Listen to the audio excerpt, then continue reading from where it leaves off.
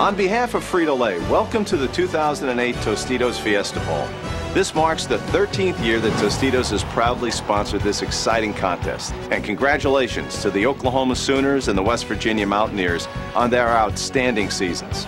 We're all looking forward to another thrilling Tostitos Fiesta Bowl. Tostitos is all about fun and bringing people together. And it's our sincere wish that this will be a year of good health and wellness for you and your family. Enjoy the game. Welcome back, and before we kick off, we check in with the fourth member of our broadcast crew, Laura Oakman. Thank you, Matt. Coach Bill Stewart. For weeks, people have said this team is distraught over losing that game to Pittsburgh. Their head coach to Michigan, they said their heart was not in this game. They weren't with these kids every day the last 3 weeks. You have been. Is there heart in it tonight? That's the people that they said. We say different. We're going to find out tonight. This is the best group of young men ever. Great chemistry. We're ready to play us a football game. Coach, what would a win tonight mean to this team? It would be a great boost. It would be tremendous for these young men. This coaching staff has just done a great job. And for the great people of West Virginia, God bless them. This is for them tonight. Go coach again. Good luck, Coach. Thank you, Laura. God bless. Matt, back to you. Well, Laura, thanks. And if there is a guy that personifies the state of West, by gosh, Virginia, it is interim coach Bill Stewart, who's done a great job preparing the Mountaineers under difficult circumstances for the Tostitos Fiesta Bowl. Pat McAfee is ready to kick things away and get us started in Glendale. In Oklahoma, they lead the nation in kickoff return average. Joaquin Iglesias, along with Alan Patrick, are deep for OU. I'm still trying to settle down, guys, after Bill Stewart got me all pumped up. The 2008 Tostitos Fiesta Bowl is underway. This is Iglesias. He's out past the 15, loses his footing at the 20-yard line. Nate Sowers credited with the special teams takedown for WVU. Well, folks that watch football in the Big 12 that thought they wouldn't see a freshman quarterback the likes of Colt McCoy last year in Texas had no idea of what was coming in Norman. What a fantastic freshman season by Sam Bradford. You know, one of the amazing things to me, Matt, is he didn't throw an interception in 5 separate games. Just really managed the game remarkably well. They put the tight end Joe John Finley in motion on 1st and 10. This is the ball carrier Alan Patrick. The senior tailback is good for 5 yards.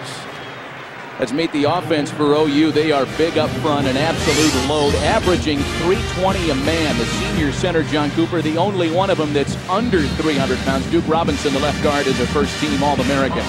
Backs and receivers, the Sooners are amazingly deep at the skill positions. Malcolm Kelly second on the all-time OU receiving yards and touchdown lists. He starts despite a banged-up quad.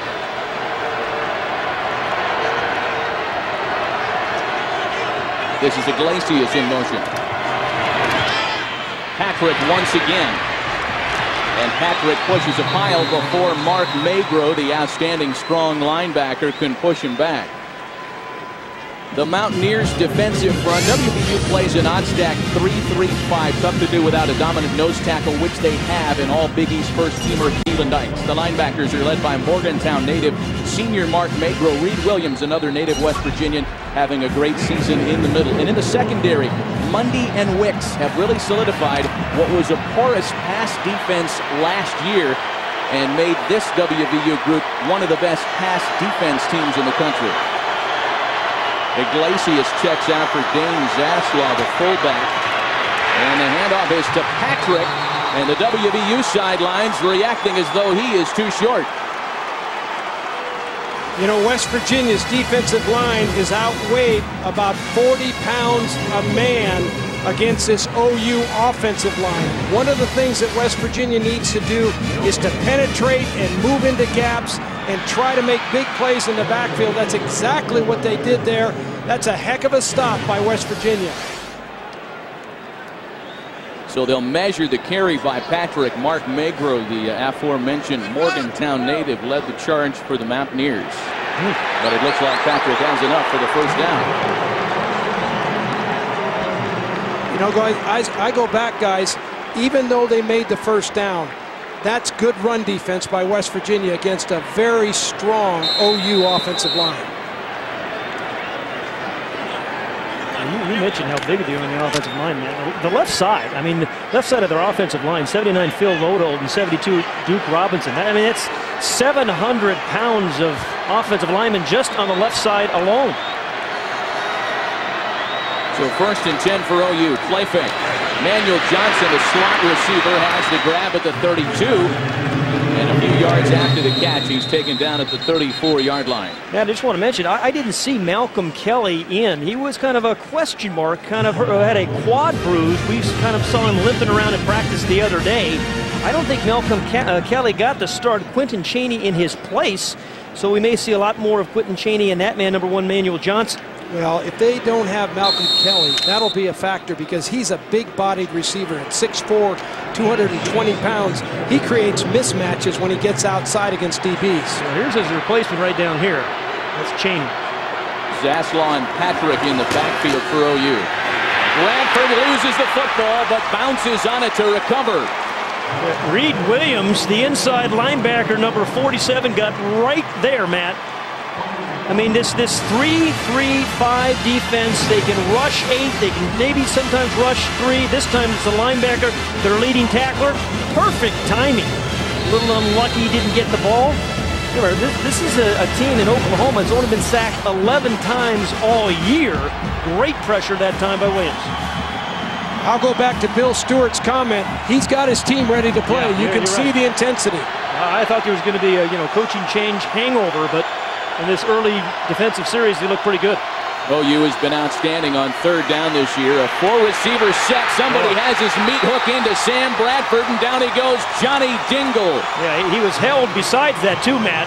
Yeah, I do see a flag on the far side, but Johnny Dingle, we were talking to Jeff Castile, the defensive coordinator the other day, said this is a key player for us on passing downs.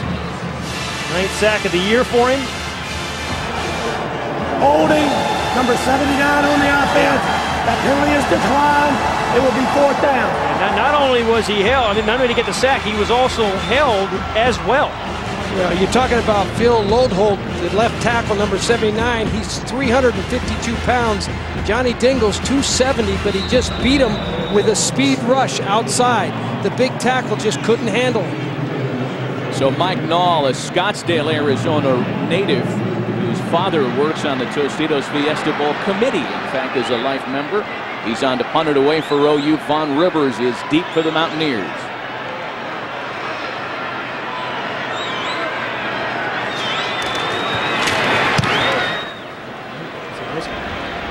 So Nall, who used to share punting duties, uncorks a good one, and Rivers is forced to fair catch at the 29. We'll get our first look at the Mountaineers offense when we come back.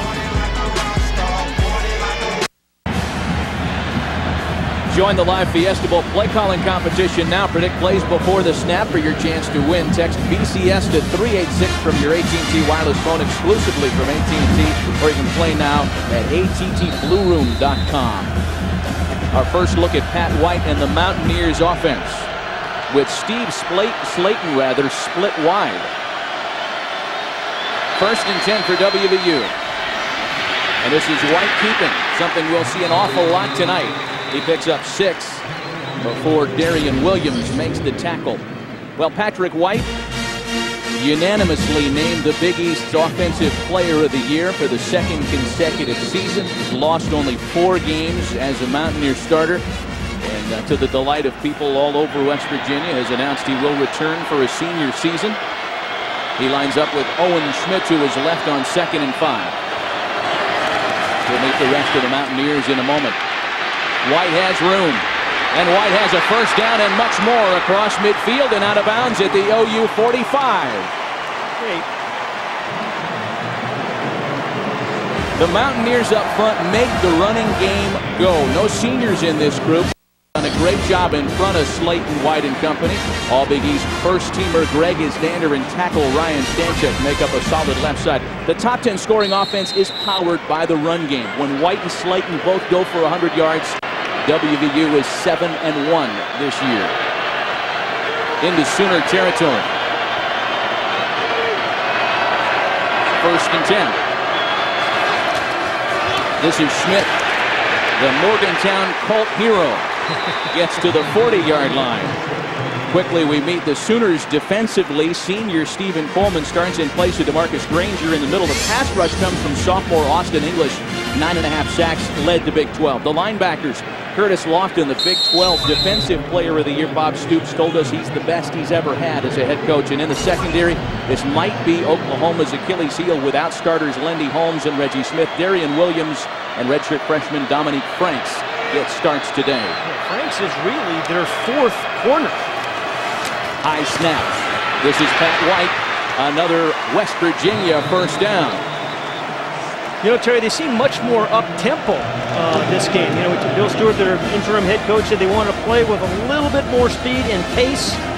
They have 3 different tempos they play with, but this is a very upbeat tempo in this opening drive. Right now, the offense is executing extremely well. Pat White is hurting Oklahoma with his legs. That's what he does. This guy can throw the ball. He hits 68%, but he hurts you with his legs as much as anything. No active QB has run for more yards in the last 3 seasons. White will look to throw it, and a ball that's underthrown. Intended for Tito Gonzalez. Well, that was not a good throw, but he did. As you mentioned, he had his best season as a passer by a long shot, did Pat White. And, you know, Terry, you measure quarterbacks, what, by winning, right? No question about it. 25-4 as a starter. This guy's so hard to get a fence around. This is where he's best, in the shotgun. The last pass with underneath the center, dropping back, that's not where he really hurts you. Put him in the shotgun and let him use his legs and his arm. He's in the shotgun on 2nd and 10. Avoids the pass rush and dumps it off to Slayton. Slayton gets it to the 32, back to the original line of scrimmage before being stopped by Jeremy Beal, the redshirt freshman. Guys, let's get a look at our Dodge keys to the game tonight. Well, for West Virginia, they've got to hang on to the ball. They've lost 2 football games where they've turned it over 9 times. If they just secure the football and attack the Oklahoma secondary that is weak tonight because 2 starters are gone, they've got a chance if they can hang in there early. The Mountaineers also very good on 3rd down conversions this year, 49%. That's a top 10 figure in the nation. White deep, and another one just off target, intended for West Lions, and a flag on the play. This was on the other side of the field. Well, Terry, because of your filibuster, let me get into the Oklahoma keys to the game now. I mean, Curtis Lofton, the outstanding All-American middle linebacker for Oklahoma, really shut down that inside run. You always think about West Virginia on the outside. Then take care of Sam Bradford, only 11 sacks on the year, and be patient with the run. But there's a key guy for the Oklahoma defense, number 40, Curtis Lofton. 142 tackles on the year has been sensational. Well, and when you think about it, Lewis Baker, the next tackler on the team's got 85. What's the difference? I'm not sure. A lot. I went to UCLA. A lot. The penalty, by the way, was for an illegal formation call, and it's declined by OU. 4th and 8, and look at this, guys. West Virginia keeps the offense on the field. And we've got another whistle. Timeout, Oklahoma. That's their The first Sooners take a timeout.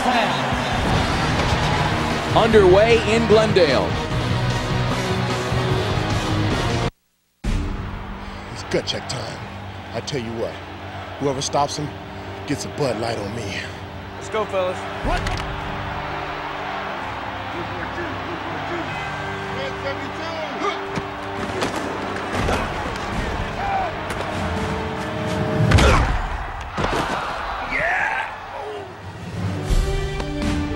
Endless refreshment from start to finish. Bud Light keeps it coming. What?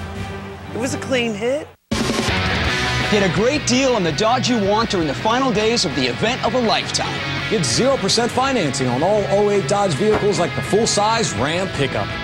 Plus, make no payments till summer on all Dodge vehicles, including the all-new Grand Caravan. And the fuel-efficient 30 miles per gallon Dodge Avenger. Plus, you'll be covered by the best warranty in the business, Dodge's lifetime powertrain warranty. Get to your Dodge dealer now because the event of a lifetime ends today. Okay, what's a 3-letter word for... Honey, would you run out and get me something crunchy? Crunchy?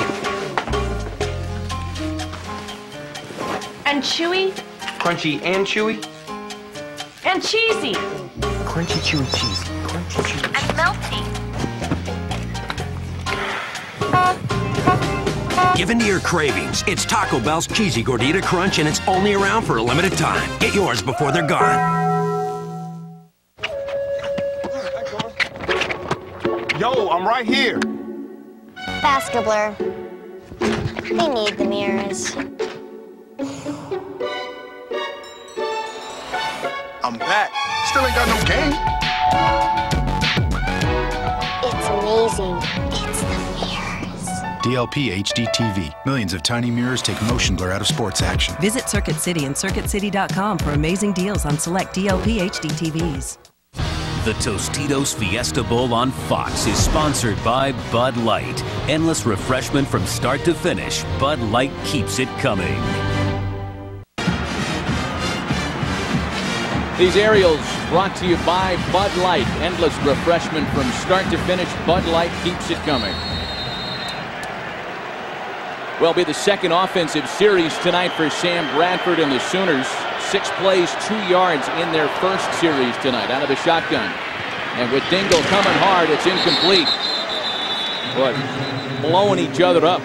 I'll tell you, we talked about Sam Bradford. He's only had 11 sacks on the year, but that's only part of it. You don't have to sack the quarterback to affect the throw, right, Terry? Just get some guys in his face, make him uncomfortable. No question about it. Don't let him get his feet set. Yeah. And certainly Johnny Dingle and company, so far in this game, they've done that at West Virginia. They brought enough heat to just kind of disrupt him a little bit. Don't give him his rhythm. You're right. Johnny Dingle right up there now. He's the guy that's really been after the quarterback. Bradford with a pocket, and that one swatted away. Eric Wicks got some serious ups. It's the senior safety that got in Bradford's face. What a year Eric Wicks has had. You know, Terry, we watched a bunch of tape. Every time you watch West Virginia on defense, number 41 is around the ball and making plays like that. Well, he's their best defensive football player, I think. And the neat thing about him, he came and graduated in the summer and got another year of eligibility because he earned his degree. He wanted to come back. He missed his freshman year because of academics, graduates and gets a final year to play with his teammates. This coach would like 2 more years from you. 3rd and 10 now. The dump off pass to Patrick goes absolutely nowhere. Right now, guys, I can tell you from being in a lot of bowl games, the emotion, the quickness, and the spirit of West Virginia right now is controlling the tempo of the game. Oklahoma doesn't have the same giddy-up in their step that the West Virginia players do. A surprise to me, though. I mean, they said all week, hey, we heard so much about the Boise State upset last year, losing 3 straight BCS. I expected Oklahoma really to come on, be on fire early.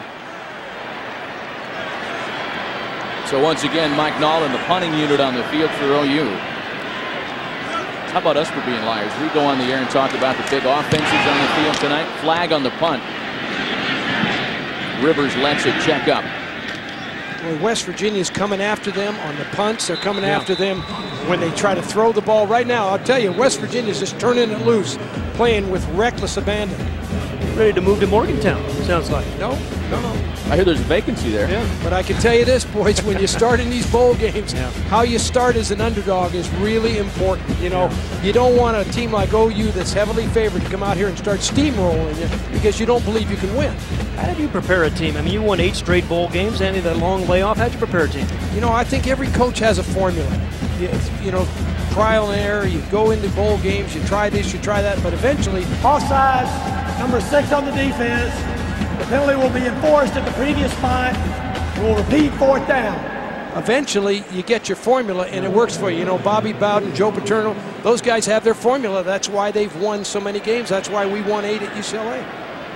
You know, Bill Stewart told us in our meetings with him the other day, boys, I promise you, I ain't going to leave a single bullet in the holster. And I believe he's right, So far, I promise he's going after the punt, he's going after the quarterback, he's not leaving a single bullet. What a guy of integrity. You know, he doesn't know whether he's going to have a job at West Virginia, didn't know having a job at all next year, and yet he's out here coaching his heart out, and he's kind of trying to keep the recruits at bay. He's a refreshing story in this day and age of Bobby Petrinos and Nick Sabans and those stories taking over. There are a lot of Bill Stewarts out there at the collegiate level as well. Rivers from the 32. He's got a seam right up center field. Across midfield. There goes Vaughn Rivers. He's never taken one back to the house, and he's tackled at the 22. Demario Pleasant saved a touchdown for the Sooners. Well, he led the Big East in punt returns with plays like that. Averaged about, 11 yards a punt return, but on the biggest stage, biggest moment, and for Mountaineer players, they told us the biggest game they've ever played. Vaughn Rivers, great punt return for Bill Stewart, who coaches special teams. Wow. All I can tell you is that you talk about a punt returner, you got to make one guy miss. Yeah, first guy. Yeah, he made 3 guys miss. I mean, he really did. He just made people, he has great avoid. He just made 3 guys miss and took the ball down to the 22-yard line. Well, the senior captain from Pittsburgh gives the Mountaineers great field position at the OU 22-yard line. 1st and 10 for Pat White and company. They fake the handoff to Slayton. White keeps. He's across the 20-yard line. A nice block that time by Ryan Stanchek, number 62, the left guard, All-American, 3-year starter. Bill Stewart was saying to us about Ryan Stanchek, he'll gnaw your leg off if you ask him. And he can punch you in the chest where you feel hurts. it through your whole body. I do. He's right down here, left tackle. Guy is a strong tackle. High snap. This is Slayton trying to get around the left side, rather. Nothing doing there as Darian Williams came in from safety.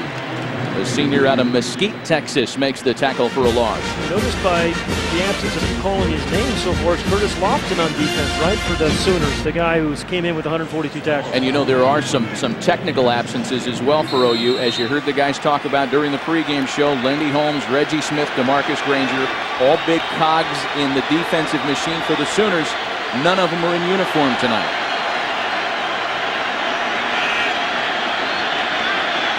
The Mountaineers yet to pick on that deep corner. Let's see if they try it here. Instead, it's a dump off over the middle that Slayton can't hang on to. DJ Wolf had him covered for OU. Actually, the second leading receiver for the Mountaineers with 25. Well, he's not getting right up immediately either. They need him to stay in this ball game. Well, in the 2 games they lost, carried a total of 22 times. Just didn't get the ball enough in those 2 losses. Yeah, I think, when you look at the combination of Pat White at quarterback and Steve Slayton at tailback, that's what really makes him effective. This guy can find the end zone. 55 career touchdowns. I mean, that's a load for a guy in 3 years. There's been a lot of discussion around Morgantown about Steve Slayton not being as productive this year as in 2006. The fact is, Owen Schmidt, Darius Raynaud, Pat White, they've distributed the offense a little bit more this year. Noel Devine is grabbing the right ham. Slayton is up and walking off the field very slowly here with 5:44 left in the opening quarter. And I think the West Virginia offense has become more quarterback-centric than it was a year ago. He's had about 40 fewer touches this year than he did last year. You mentioned Bill Stewart being a West Virginia guy, born there, has a graduate degree from West Virginia. Well, on 4th and 9, they won't debate whether or not to run the field goal unit out there. It will be Pat McAfee to attempt this 38-yarder. We mentioned he had missed only twice all year before 2 crucial misses in the backyard brawl. He was no good from 50 to start tonight. But the animated kicker is good from 38 yards away, and the Mountaineers crack the scoreboard first in Glendale. The Tostitos Fiesta Bowl is sponsored by Dodge. Live to the fullest. Dodge. Grab life. By Southwest Airlines. With Southwest Airlines' convenient nonstop flights, it's like having your own company plane. And by Tostitos. Free the fun.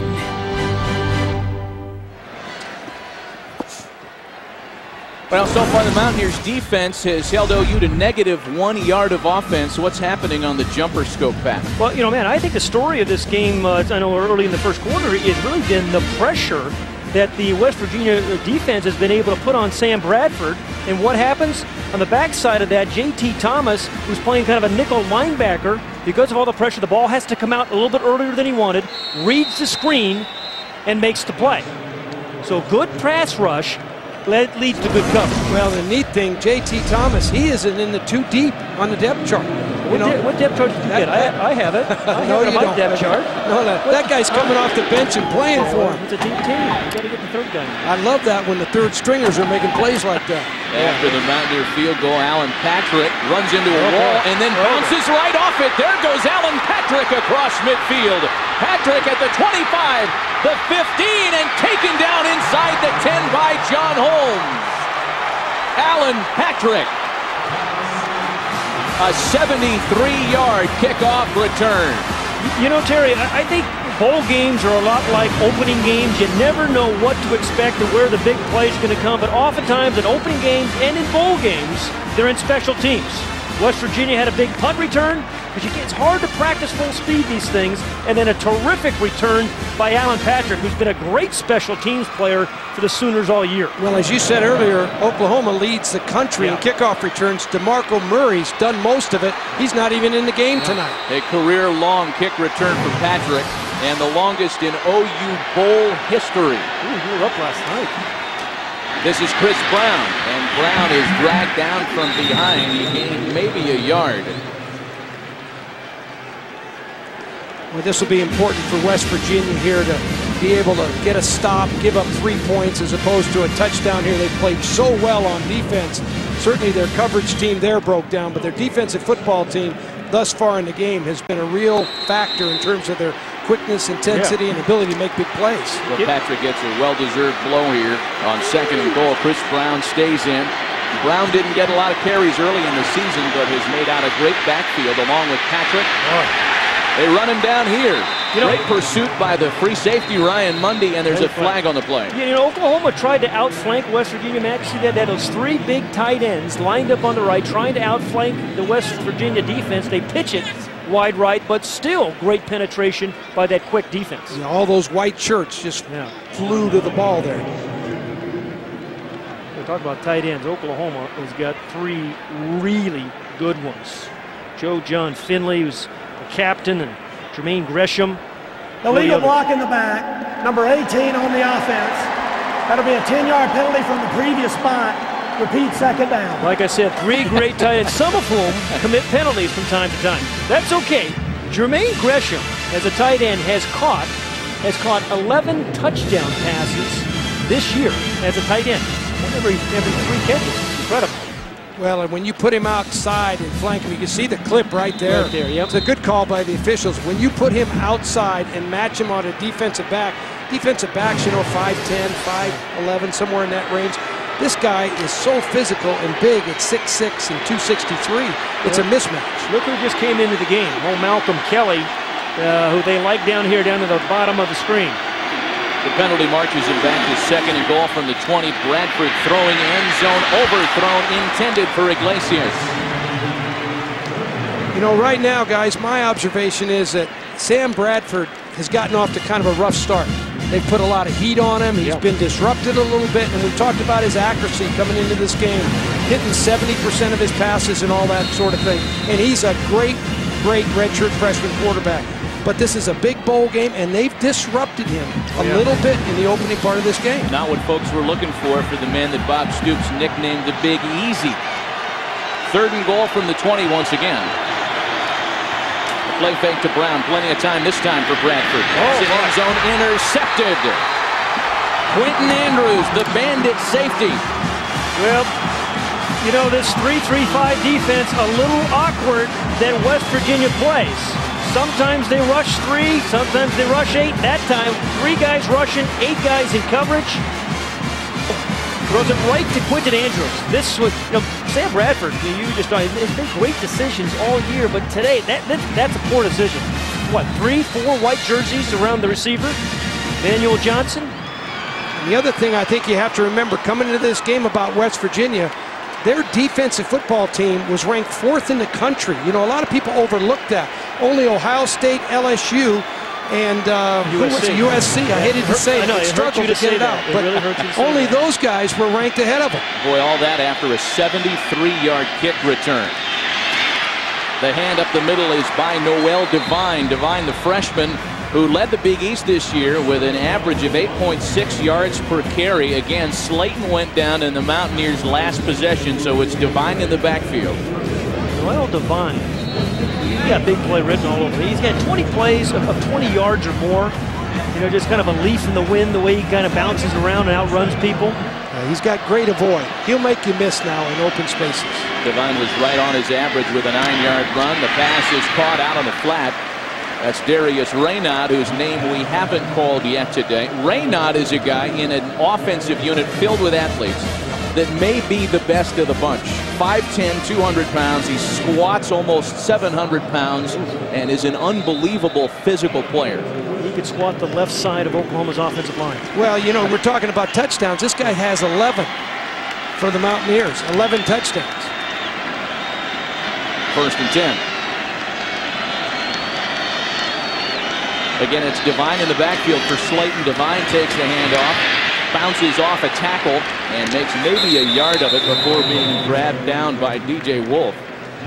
Here, DJ Wolf, number 25 for the Sooners, playing strong safety. Senior from Lawton, Oklahoma.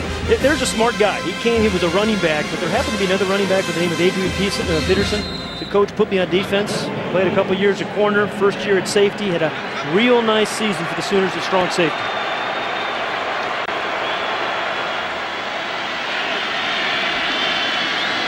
Devine and Schmidt in the backfield on 2nd and 9. White has a pocket and throws incomplete for Raynaud. Well, both quarterbacks struggling to throw the football. Pat White, 2 of 5 for 6 yards.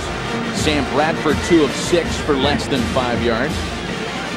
And not the kind of accuracy that we were used to seeing from these two during the regular season. Well, you know, it's two pretty good. You talk so much about the offenses, but as Terry mentioned, West Virginia's defense, 4th in the nation, and Oklahoma has got some real good athletes on defense as well.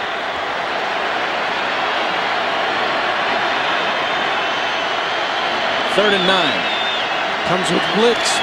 And with the empty backfield, here comes Patrick White. First down, Mountaineers across midfield. Dragged down by Curtis Lofton. Pat White breaks off another big one. Now what happened there? Oklahoma brought the blitz. They usually don't blitz a lot, but you can see the strong safety. He'll come from the right side of the screen. There's the blitz there, but when you do that, you're in man-to-man coverage generally behind it, and that means no one accounts for the quarterback. And a guy like Pat White, with his kind of legs, watch out. I'd account for him. I'd have 2 or 3 guys accounting for him. Pat White has now moved to number 7 on the NCAA's all-time quarterback rushing list, passing Navy's Chris McCoy. White keeps it, but can't get away from his pursuer. Darian Williams making another good play in space. We remind you to stay tuned for tonight's halftime show as Academy Award winner Morgan Freeman narrates a feature on the incredible story of the 1951 San Francisco Dons, brought to you by our friends at Tostitos. Really something you won't want to miss. We had a chance to beat some of those guys the other night. Incredible story. 2nd and 8, Devine the lone back with Patrick White.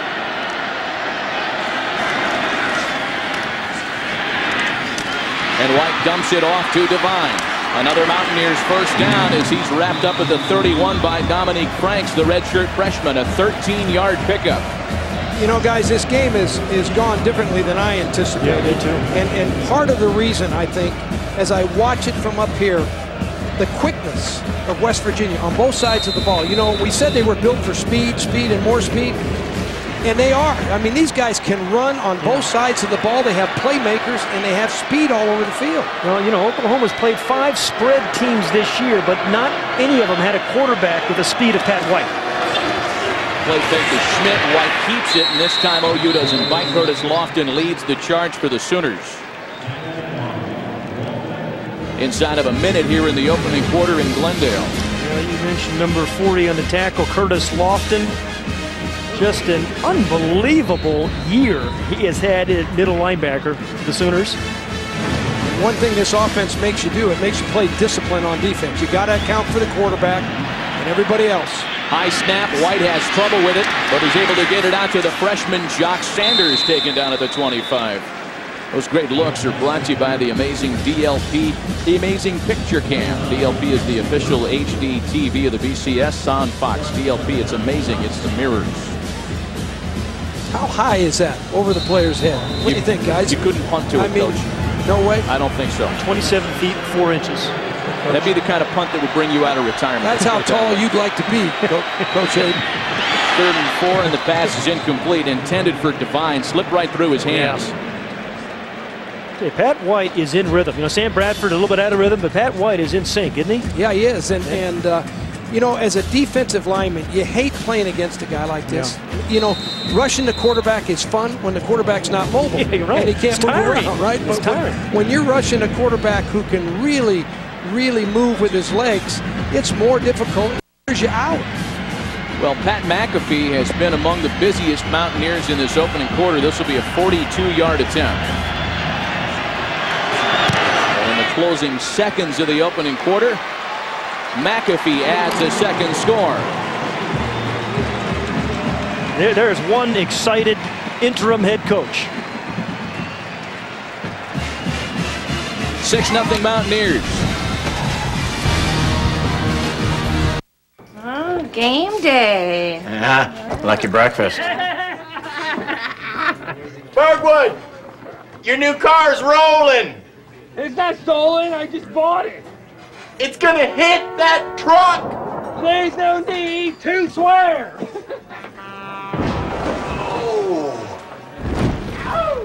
Hot car, huh? It's on fire. Do you have new car replacement? Call Allstate to sign up today. Are you in good hands? Beyond the clouds I'll soar, among the twinkling stars.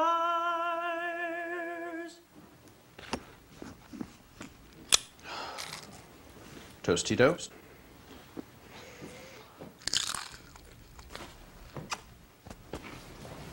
Fan.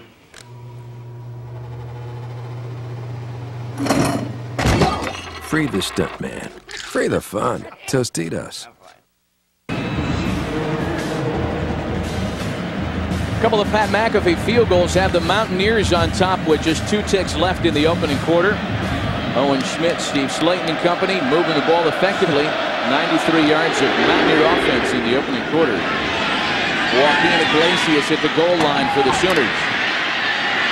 Iglesias is across midfield. Another big kickoff return for OU as Iglesias is wrapped up at the 38 by Boogie Allen. The end of the first quarter. Mountaineers on top. 6-0 West Virginia.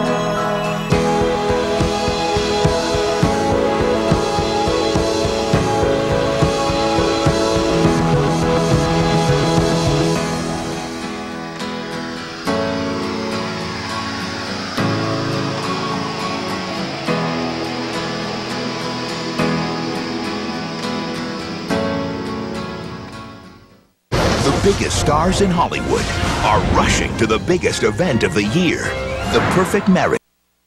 TV and Blu-ray. I think a celebration's in order. Now, experience the greatest movies ever. Ooh, I like that. With the best in high-def picture. Oh my God, oh my God, oh my God. And the best in high-def sound. That's gonna wake the neighbors.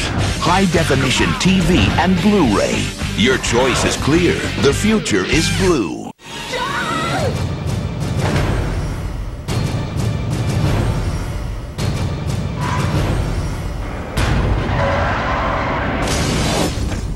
We can't stay here, John. It's not safe. Not safe from who?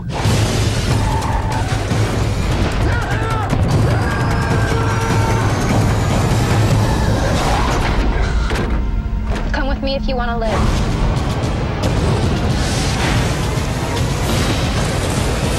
Some people never give up. Some people always fight. Terminator, the Sarah Connor Chronicles. The two-night premiere event begins Sunday, January 13th on Fox. Coming up after the game on Fox 8 News, he's a doctor who will be making house calls across Pennsylvania soon, but don't look for a lab coat and stethoscope. This doctor has earned his PhD in pool. And one local charity is giving back to the community that helps them year-round. See what one man from the region was able to drive home thanks to a little luck. Plus, a Cambria County hospital opens its doors to a new care unit. These stories plus your complete forecast after the game on Fox 8 News.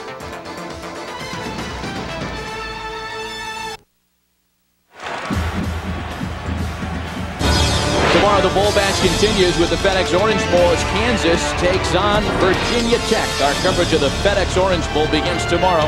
Join Kenny Albert, Daryl Johnston, and Coach Barry Alvarez at 7:30 Eastern, 4:30 Pacific in high definition right here on Fox. Opening of the second quarter, and OU opens with a flag on the play on the handoff to Alan Patrick. Well, I wouldn't want to be a punter against Virginia Tech, would you? No. That's when you pull the hamstring. Block that kick. Yeah, a Frank Beamer specialty, especially in bowl games. We'll check in on the flag here.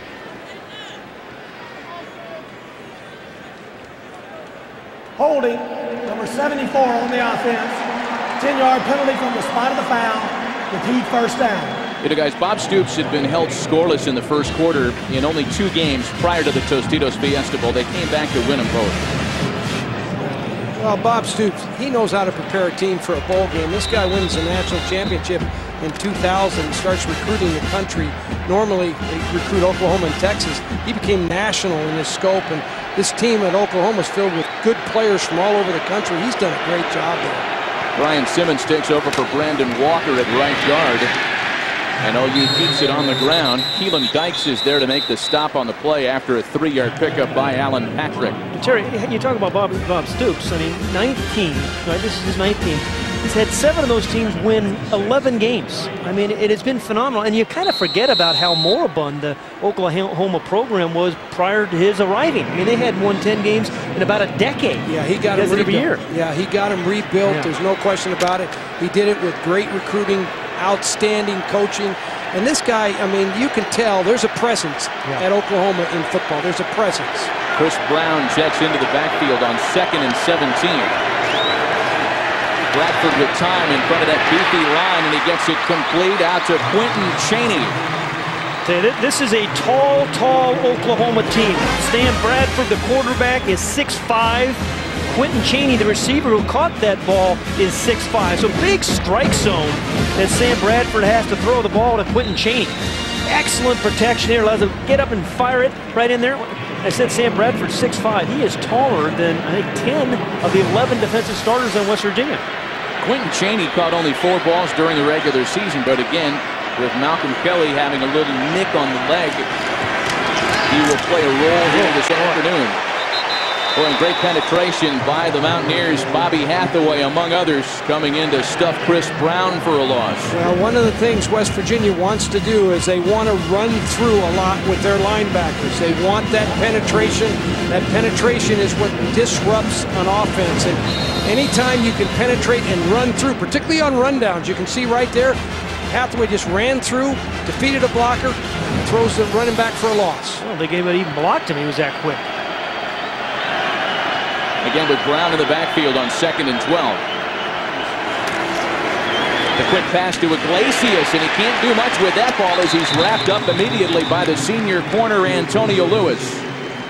Antonio Lewis, what they call their boundary corner. Oh, he's limping off. Remember, we've already seen Malcolm Kelly not play much today, and that's their other starting wide receiver, Iglesias. Well, if there's any weakness in the Oklahoma offense coming into this game, it is the depth at wide receiver.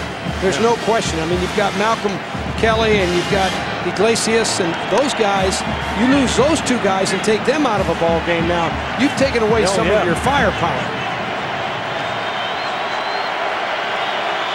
Garrett Bolton comes in up top. He's the new receiver in. He checks in for Iglesias, the Sooners' leading receiver. There's a flag on the play.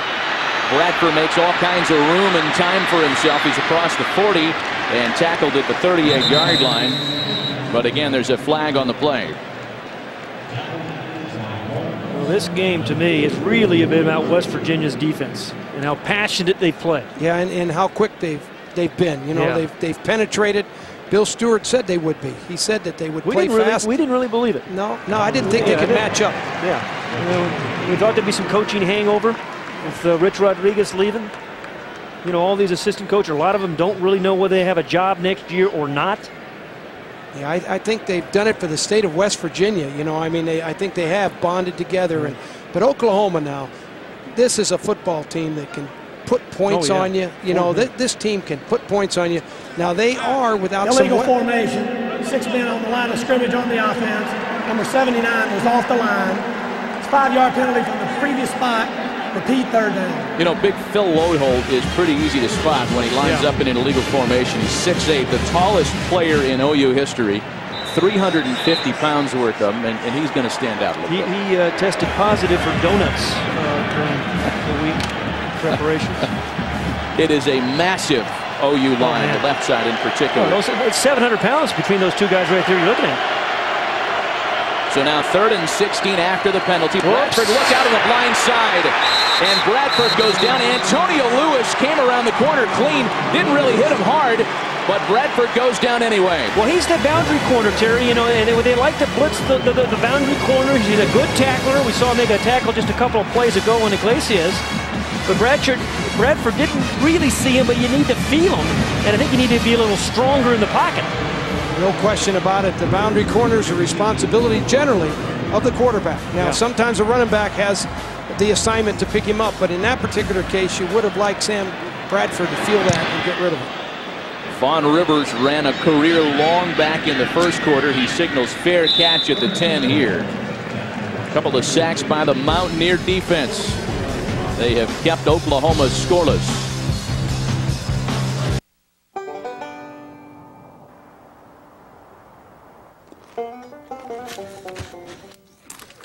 Whoa, needed it.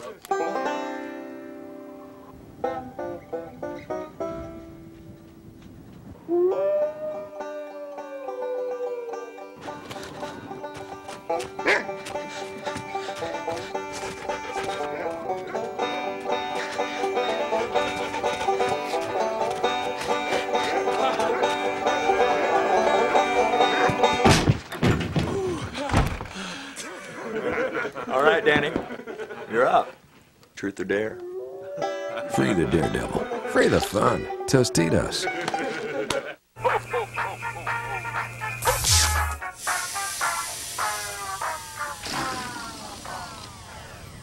Rob, you know, Verizon Wireless still has lots of really great phones on sale.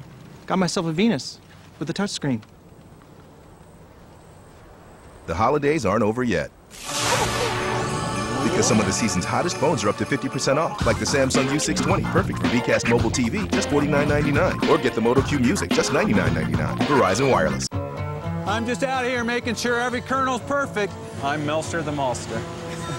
He knows whether or not it's good enough to make Michelob or not. If malt doesn't taste right, it won't make a good beer. When you malt the barley, you want every single kernel to grow. We baby the barley, we baby the malt. I sniff it, I taste it. The flavor has to be right, the color has to be right, but my favorite part is when it's turned into beer. There's a family behind the Michelob family of beers. Michelob, crafting a better beer. Fox Sunday kicks off a thrilling new year when Jon Stewart and Dan Rather uncover a surprising presidential candidate on an all-new Simpsons. It's primary fever. Catch it. That's what you said about yellow fever, and that was no fun. Then, after a new King of the Hill, Family Guy's patriotism is put to the test. Complete this sentence. The land of the free and the home of the blank. The Whopper? Followed by an all-new American Dad. The wildest shows of the new year start at 7/6 Central, Sunday on Fox. Appalachian State is a finalist for the Pontiac Game-Changing Performance of the Year. The Mountaineers have already won a $5,000 scholarship from Pontiac for this block field goal to upset Michigan. Vote now at Pontiac.com/NCAA to help decide the winner of the $100,000 Pontiac Game-Changing Performance of the Year, which will be announced at the BCS National Championship game on Fox, January 7th. First and 10 for the Mountaineers from their 10-yard line. Pat White trying to run left is tackled at the line of scrimmage. No gain on the play. You know, we've talked a lot about West Virginia's offense. The Oklahoma defense is something that you have to really keep your eye on, because they've got three great players at each level. Defensive line, they've got Austin English. Linebacker, they've got Curtis Lofton. Secondary, they have DJ Wolf.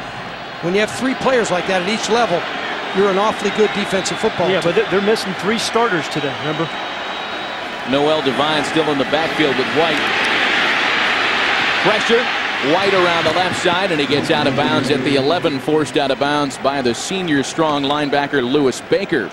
You know, meanwhile, guys, on the WVU sideline, Steve Slayton has his helmet off, and it does not look as though Slayton is in a real rush to get back out onto the field. Since he's come off, we have seen nothing but either empty backfields or Noel Devine. Well, you know, Owen Smith took his place last year in the Gator Bowl and ran for over 100 yards, 107 yards in last year's Gator Bowl. Empty backfield set for White here on 3rd and 8. Here comes the pressure again, and that one's incomplete, intended for Darius Raynaud. That was pretty good pass protection by the West Virginia offensive line, because Oklahoma had a big, full blitz coming on. And I tell you, Patrick White, you know, you don't see too many kind of spread offensive guys hang in the pocket like Patrick White does right here and deliver the ball. He takes a good shot there, and that'll resonate in his head. You know, as you know, Pat, playing that position, as the game goes along, the more you get knocked down, the more you remember it. That's the idea with the defensive players, right? Here comes this unusual spread punt formation that West Virginia uses, and the rugby punt. And the McAfee punt is away. Iglesias and Franks, the deep men. This is Iglesias. Past the 40. Still on his feet past midfield with a flag down, and Iglesias is wrapped up at the 42-yard line. Kent Richardson makes the special teams play for the Mountaineers. I think on every bowl game that I've watched this season, on special teams, there's been a flag. They got every single special teams play. I think that's a function not playing for a month. Yeah, it's like a first game. Yeah, no question about it. You just can't simulate it in practice, you know, because you're not full speed. During the return, illegal block in the back, number 41 on the receiving team, 10-yard penalty from the spot of the foul. It'll be 1st and 10. Well, this has been a problem a little bit for Oklahoma. They came in with 83 penalties on the season.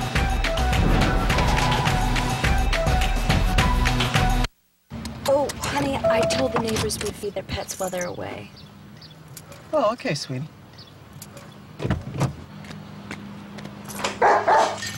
Oh, no. Want to get away? Now you can. With Southwest Airlines Internet Specials, you can fly to over 60 destinations nationwide for just $49 to $99. Purchased by January 21st. You are now free to move about the country. I was driving and a squirrel the size of a house jumped in front of my car. A house? It was enormous. The squirrel says a house? Is the homeowner okay? I'm serious, you guys. Free the exaggerator. Free the fun. Tostitos. I know it. Now on DVD and Blu-ray high def. I'm coming for you. Resident Evil Extinction. Now on DVD and Blu-ray high def. You hear car, and what comes to mind? Okay, that's not car. And it's not 2 tons of metal, glass, and rubber. Car. The reason you got your license in the first place. The way you felt about your first car. It makes a kid pick up a crayon. And toy companies make these out of one of these. Car is why we'll stop for a chase scene. Or go just to go. It's back seats and rear-wheel drive. Car is passion, emotion, and yes, even a little vanity. Because unlike other vehicles, car is all about you. And car is what makes a Pontiac a Pontiac. Whether it's the Solstice GXP, G6 GXP Coupe, or coming this spring, the first ever Pontiac G8 GT, the most powerful car under 30 grand. The Tostitos Fiesta Bowl on Fox is sponsored by Pontiac, the first ever G8 from Pontiac, the official performance machine of the NCAA. 9:56 left in the half, 6-0 West Virginia. You know, guys, Oklahoma has trailed at the end of the first quarter in each of their last 5 bowl games, and they are 1-3 in such games. How does this bode, this slow start for Bradford in the offense for OU the rest of the day?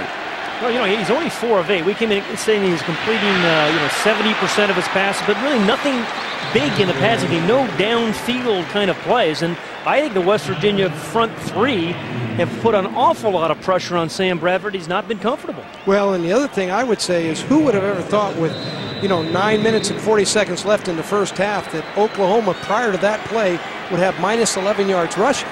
I mean, I would have never, with that big offensive line and with, Alan Patrick and Chris Brown, who would have ever thought that? Patrick is good for a first down run, so 1st and 10 now. As OU moves the ball to the 38, the swing pass out of the backfield is caught by Jermaine Gresham, one of those big NFL-style tight ends, and a late hit out of bounds is going to make this an even bigger play for OU. It looked like Johnny Holmes came in late on the sidelines. Well, those are one of those stupid penalties.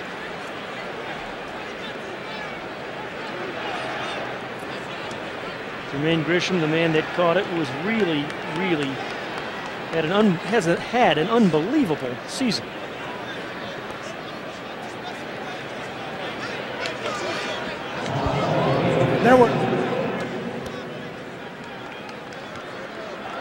There were 2 fouls. After the play, dead ball, personal foul, number 41 on the defense, unsportsmanlike conduct, number 19 on the defense. Both penalties will be from the end of the run. Wow. It'll be 1st and 10. And we weren't right about either one of them. It was Eric Wicks and Vaughn Rivers. That is really going to hurt WVU. Hurt him by, 30 yards? Here's the catch and the run by Gresham. Well, look at the power of Gresham at 6'5", 262. How'd you like to be 5'10", playing DB, coming up on that guy? I'm 5'10", but I've never played DB. There's the hit actually by Mundy, right? It was Ryan Mundy, number 21. That had to be the call. It wasn't 41. Steve Shaw got it wrong as well. So 2 penalties, add 30 yards to the end of the play. 1st and 10 Sooners at the Mountaineer 24. That's more in penalty yards they've had passing thus far today. It's more than they've had running. There's been a change on the front defensively for West Virginia. Scooter Berry has left injured, and Chris Neal, the redshirt freshman, has taken over up front. And more chippiness after the play here.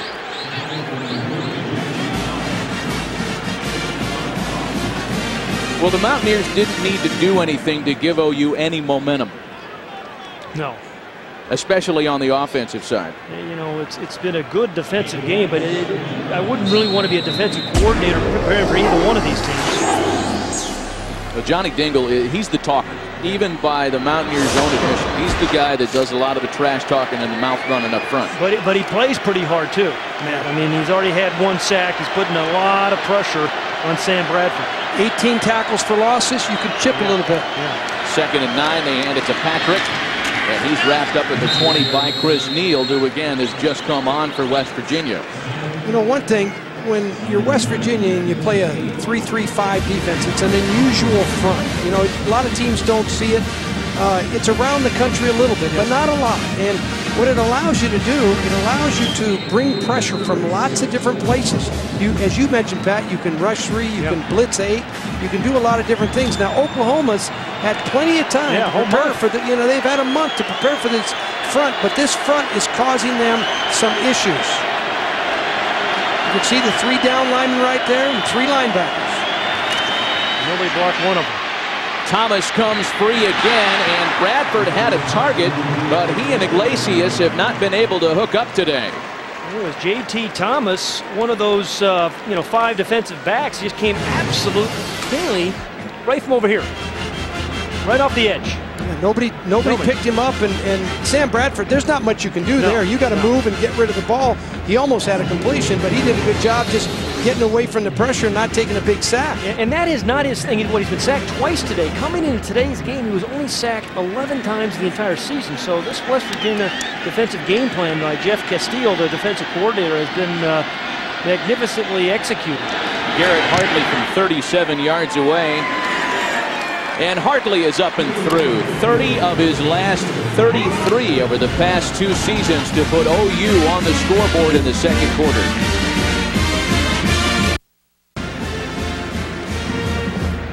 Mountaineers on top 6-3. Freshman quarterback Sam Bradford has been sacked a couple of times by the Mountaineers. Let's take a look at what's happening to him on the jumper scope, Coach. Well, one thing about the 3-3-5 defense is watch the corner. They come from anywhere with this defense. You can see him right there, and all of a sudden the wide receiver is going to be wide open, but he's about falling down, so Bradford doesn't have a wide out to get the ball to, and Sam Bradford never saw it coming from the outside. That's one of the difficulties. Well designed, don't you think, Coach? Yeah, they come from everywhere. Yeah, you know. But that boundary blitz you see more and more in college football, usually to the quarterback's blind side.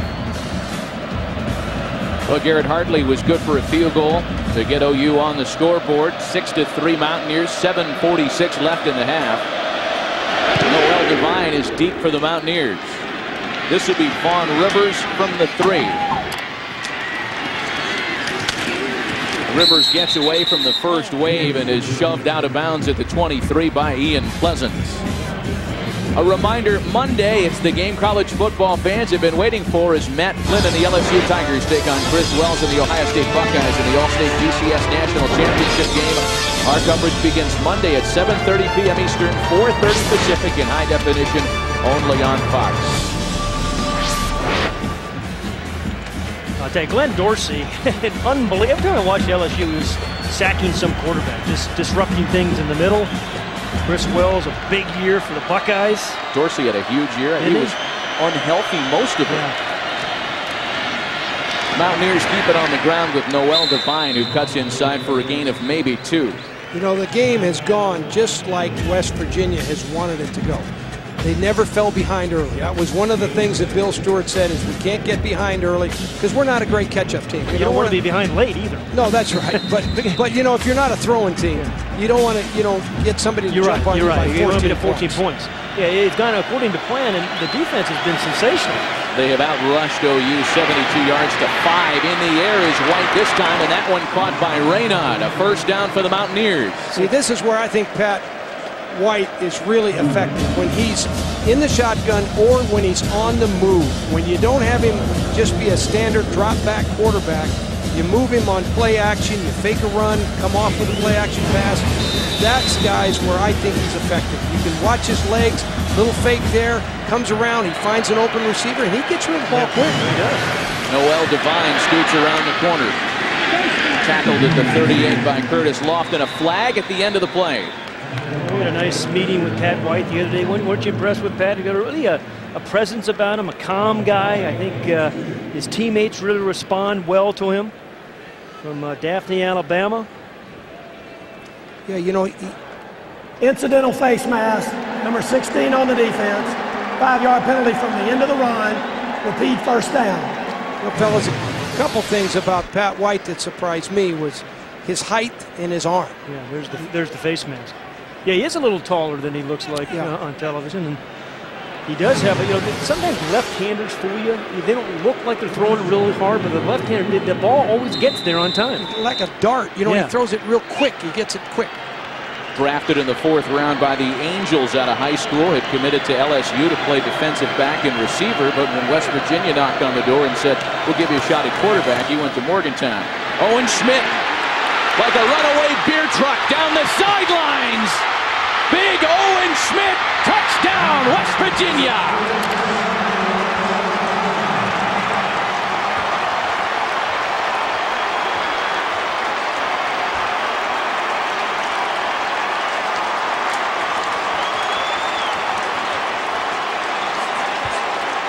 A career-long touchdown run for Owen Schmidt that also stands as the longest touchdown run in Tostitos Fiesta Bowl history. You know, everyone talks about him being a great story and having a nice haircut, but he's a pretty doggone good football player too, Terry. No question about it. You know, he comes into the game averaging 4.7 yards a carry. That play right there, that's going to help that average. It is. Your math is impeccable. The point after is good. Owen Schmidt, what Kevin Pittsnoggle was to the WVU hoop team a couple of years ago, Owen Schmidt is that guy on the gridiron.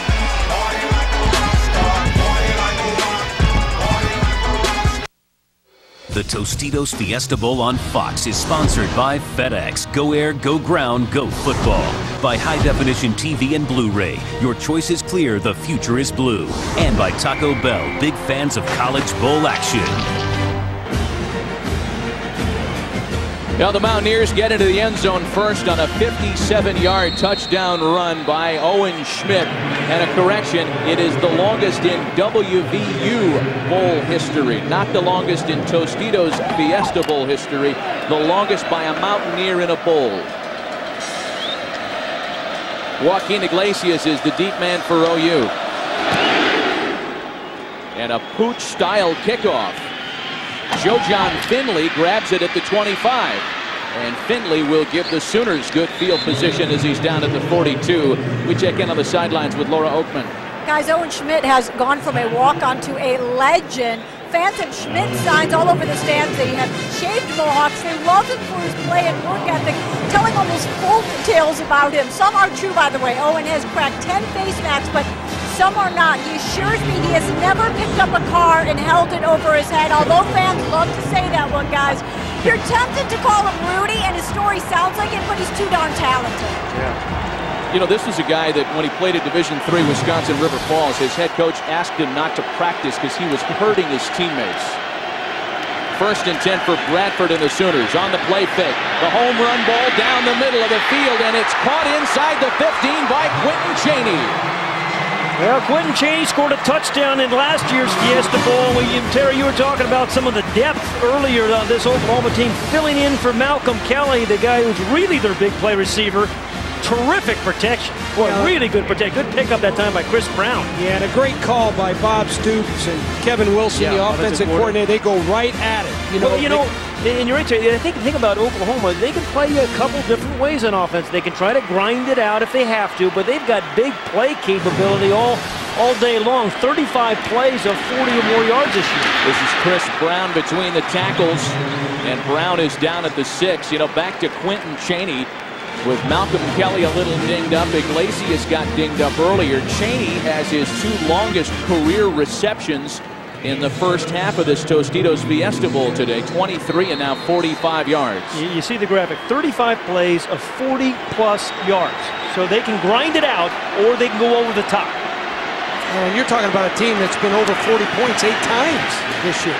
So you're talking about explosive team. Tackled for a loss. Chris Neal makes the penetration. Reed Williams came in to make the initial hit from middle linebacker. Reed Williams, their leading tackler with nearly 100.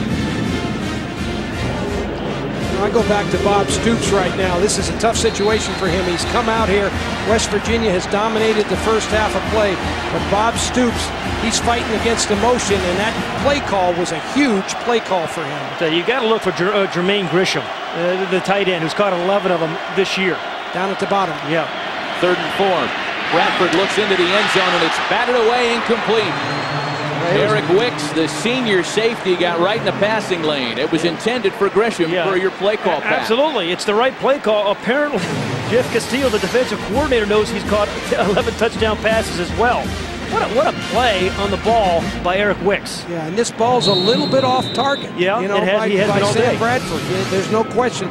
That ball was not really where it needed to be for Grisham to make that play. You know, you take that big Chaney play out of the equation, and OU's passing offense has been totally shut down tonight. A 24-yard attempt by Garrett Hartley. He was good from 37 earlier. So the Sooners settle with 3. 13-6 Mountaineers.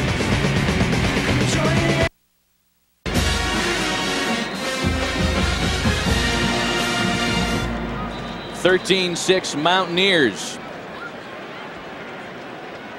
Your Tostitos game summary to this point. 4:50 left in the first half, and the kickers have been very active. In fact, 5 field goal attempts ties a Fiesta Bowl record set between Penn State and USC back in 1982. Garrett Hartley adding a couple. The only touchdown, the big 57-yard TD rumble by Owen Schmidt. And most recently, Hartley's second of 2, making it 13-6, 4:50 left in the half. You know what's amazing for me is that OU's very much in this game at 13-6. They've got 11 yards rushing to West Virginia's 131. Who would have thought that coming in? None of this has happened the way the experts thought it would happen as Noel Devine takes the kick back across the 15. Still dancing on the sidelines and hit at the 25-yard line by Ian Pleasant. Well, some of the great pictures tonight provided by the DLP Amazing Picture Cam. DLP, the official HD TV of the BCS on Fox. DLP, it's amazing. It's the mirrors. Yeah, Terry, I think you mentioned it earlier. I believe you did and should have. West Virginia, the 2 games they lost, they turned the ball over 9 times, but they have really protected the ball well tonight. So far, one of the keys to the game, absolutely. Right? West Virginia protecting the football. That gives them a lot better chance against this OU defensive team. 1st and 10 from the 22. Devine takes the delayed handoff. He's tackled just shy of the 25-yard line. DJ Wolf was there for OU. You know, what's been interesting a little bit is that Steve Slayton has been out of this game for a long time. Yeah, he had to come back and see what up that hamstring. Yeah, it's unbelievable, and they've got to play this game without him. It doesn't look like he's going to return it this time. So you're talking about playing with your backup tailback in Devine and losing a big play. Yeah, but Owen Smith's not a bad guy to give the ball to once in a while either. Quick pass to Devine. Across the 25, he can run. Noel Devine down the sideline, cuts it inside, and taken down from behind. Ball came out, they call it down. Corey Bennett stripped it clean from him, and it looks like DJ Wolf has recovered for OU. No, I think the linesman called it down. I think the linesman, he pointed down to the ground. I think he's going to overrule that. Indeed, that is, boy, what a break by the Mountaineers. My goodness. Have a look at the end of this. He is fast. Knees down, ball's in. It's not a fumble. Good call by the official. Yeah. He's right on it. Yeah, his knee was down. They'll call it a 34-yard catch and run by Devine.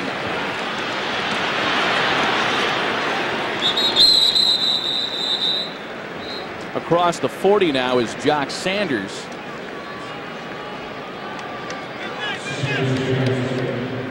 Well, the clock stopped at 3:49 left here in the second quarter. Watch Pat White, the quarterback here. He hands the ball off, but watch him come out the back end of the defense. Right here, full speed right there. He's going to keep that ball in a couple minutes there. Yeah. He's going to be one-on-one with that defensive end. Wouldn't you like to see him keep the ball in that one? He would have run for 30 yards. And they'll get it again. Yeah. That's part of the offense. That's what makes it hard to defend. 133 rushing yards by the Mountaineers so far in the first half. White will keep it himself this time, but nothing doing as Curtis Lofton, the Big 12's Defensive Player of the Year, was there on the tackle. Bob Stoops was talking about Curtis Lofton and saying, they had some great linebackers at OU, but he said he's been the most productive linebacker we have ever had. Staggering. Oklahoma held, what, 6 teams to less than 67 yards rushing this year? Yeah, that stat, it's hard to believe, but there's a lot of football left here, and Bob Stoops has been in this situation before in his career. White pumps once, and now he breaks himself free. First down, Mountaineers, and maybe more. Their dynamic quarterback is out of bounds at the 24-yard line. Nick Harris was there to shove him out of bounds. A 15-yard gain by Pat White. Yeah, but Terry, Bob Stoops has not seen a quarterback run the spread like Pat White does, you know. The injury to Steve Slayton we saw in the first quarter grabbed his right hamstring. Haven't seen him since. He was on the bike on the sideline. Will Devine and Owen Schmidt have picked up the slack quite well.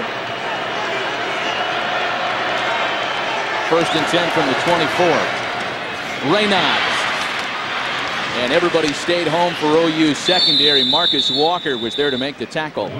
You know, if you're Bob Stoops right now, you want to get out of this half, you want to get in that locker room, and you want to talk to this football team what you need to do to get back in this game and get control of the game. First thing you got to do is you got to crank up that offensive line and get them running the ball and protecting their quarterback. More than any group on the field, they've got to get it done when you're in this kind of a situation playing against such an emotional team. OU has 2 timeouts left.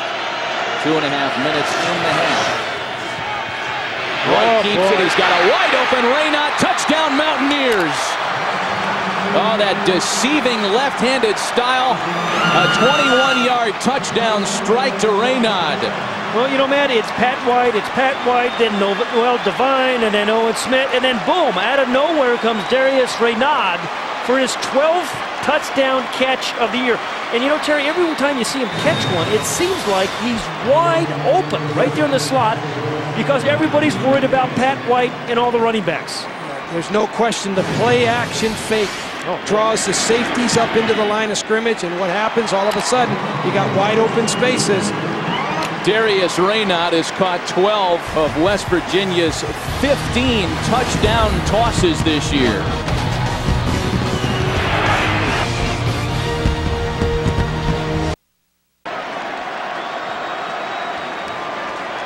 These aerials brought to you by Bud Light. Endless refreshment from start to finish. Bud Light keeps it coming. And Pat White and the Mountaineer offense have kept the excitement coming early in this Tostitos Fiesta Bowl tonight. 20-6 Mountaineers. You know, Matt, it's really time for Sam Bradford to respond.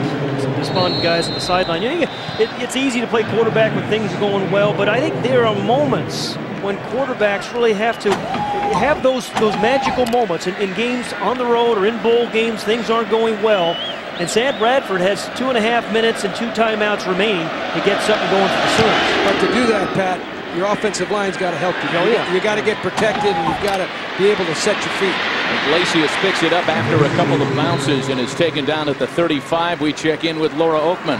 For anybody who thought this West Virginia team was not going to be into this game, I wish you all could see what I am watching. I honestly have never seen a sideline like this.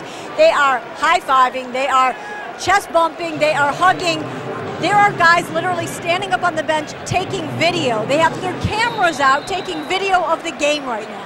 You know, it was amazing when we talked to the West Virginia players, including that man, Smith, Owen Smith, said this is the most important game I've ever played. Last game for Owen Smith, he said, hey, it doesn't get any bigger or better or more important than today's game. Well, and you lose all, your teammates are leaving. You know, this is it. You're in that locker room. It's an emotional affair in that locker room, saying goodbye to your teammates. It's a hard thing to do. So Bradford trying to answer. He finds Iglesias, who had to change directions to make the grab at the 40, a 4-yard gain. Yeah, Oklahoma needs a catch and run. You know, that was a kind of a thrown behind him. They need to get a receiver on the move a little bit earlier. They got Quentin Chaney down the field. Sam Bradford needs to throw it accurately, let a guy run after the catch. Again, OU with 2 timeouts left over the middle of the field. That one caught. Reed Williams makes the tackle on Joaquin Iglesias. You know, everybody's gone to the spread offense in college football. People are going to go to the 3-3-5 defense after this game. You know, the first half of this game, that defensive football team is something else. And when we were talking to Owen Smith, that haircut, he called it the business cut mohawk. If you wear a tie with that, he said. Right. Business cut. He's not going to need to go on any job interviews. No. There are people on Sundays licking their chops for him. He cleaned up the mohawk look a few weeks ago.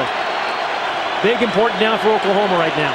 3rd and 2. Bradford out of the shotgun. Here comes Morty Ivy on the blitz, and it's caught by Iglesias right at the marker. It'll depend on the spot as Antonio Lewis had him covered quickly. I think it looked like he marked it short of the first down marker. And if it's 3rd and 2, how do you run a 3rd and a 1.5-yard route, Terry? I know it wasn't called at 1.5 yards.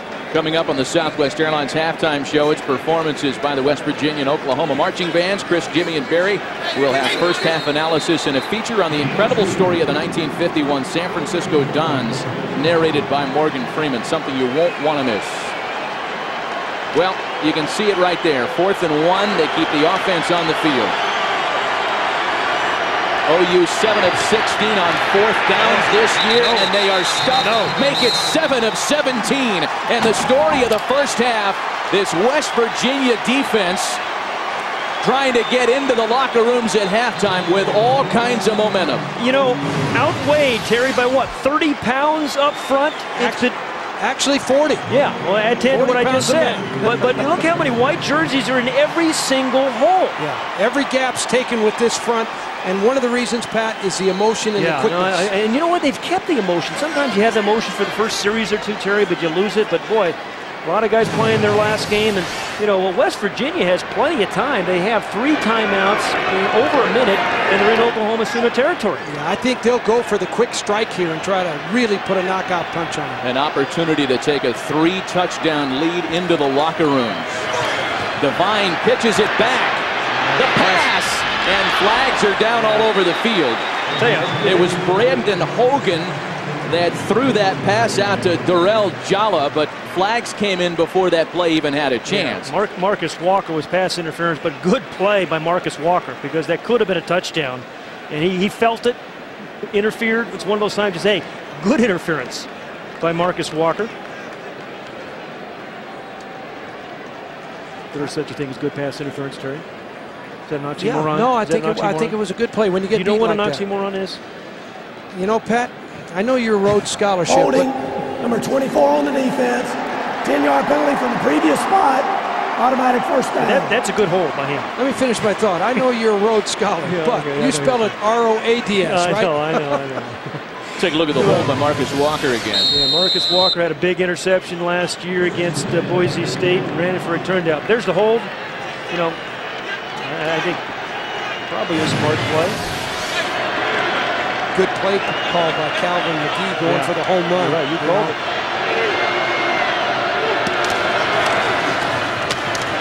Schmidt. It takes a village to get him down on the ground. Lewis Baker led the charge for OU, and Schmidt picks up maybe 2. You know, he started at Division III Wisconsin River Falls, that you mentioned, Matt, and after there he kind of created a tape. He and his mom drove around, knocked on doors, delivered the tape to West Virginia. They weren't even expecting him, just dropped it off. And he told us he didn't think he was big enough to play in the Big East. Could you imagine that? No.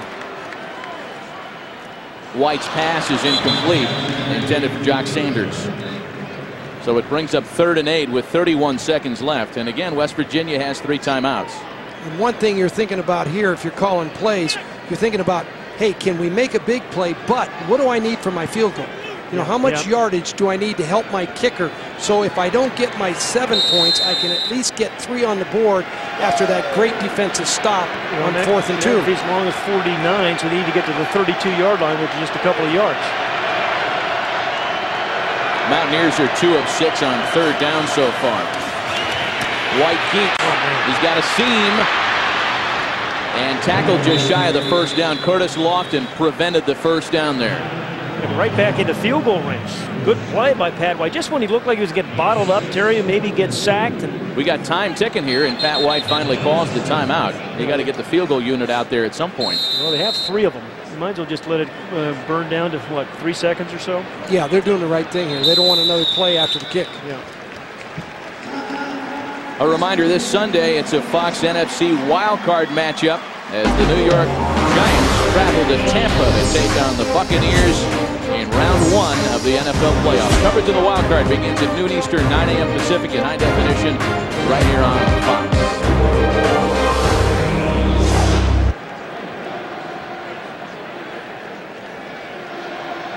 And as we start to think about NFL football over the weekend, Jeff Garcia completing passes at a higher percentage. Eli with more touchdown tosses and far more picks. Garcia has been so accurate this year. You're looking for at least a 2-to-1 touchdown interception ratio, but indeed, Jeff Garcia has been quite a story in the last 5 or 6 years. Really tough guy. Boy, he is tough, and I tell you, he has revamped Tampa Bay. You know, you talk about a Banny Rooster. He is a tough guy. How about if you're an Oklahoma fan, a blocked field goal? Yeah, you'd love a miss or a blocked field goal here. Just get something going into halftime. You think you're watching the FedEx Orange Bowl tomorrow with Frank Beaver, don't you? Yeah, exactly. And now OU will take a timeout. Not quite one of those tacky freezing the kicker timeouts that we seem to see on Saturdays and Sundays all of a sudden. But Bob Stoops wants to think this one through and talk to his defensive captains. This will be from 44 yards away for Pat McAfee, who is 2 of 3 so far. You know what's going to happen? Bob is going to go in that locker room. He's going to gather with his coaches and say, hey, boys, what's happening to us? What do we have to do to get back in this game and get our football team back on the field? Well, I'll tell you one thing. I mean, West Virginia gets the ball to start the second half. They need a really good defensive series to start the second half, Terry. Yeah, no question about it. That's right. And you have to figure out how can we move the ball offensively. We're going to have, OU's going to have 100 yards of total offense in the first half. It's unbelievable. You know, it's unbelievable. So you got to figure out how we're going to get some yardage and create some enthusiasm. Big plays, as you know, that's the enthusiasm that generates a team. I'd ask Adrian Peterson to come back second half. Again, McAfee from 44 yards out, and that one is in block. Big play by the Sooners going into halftime. Important play for the Sooners and Bob Stoops. Well, the Crimson and Cream have something to smile about at halftime, but it's West by gosh Virginia with the halftime lead. Let's send it down to Chris Rose in the Southwest Airlines halftime show. All right, Matt, thank you very much. Coming up next on the Southwest Airlines halftime show, I'll be rejoined by Jimmy Johnson and Barry Switzer for their first half analysis. We'll hear from both school marching bands and have the amazing story of the 1951 University of San Francisco Dons as told by Morgan Freeman. That's when we come back to the Tostitos Fiesta Bowl.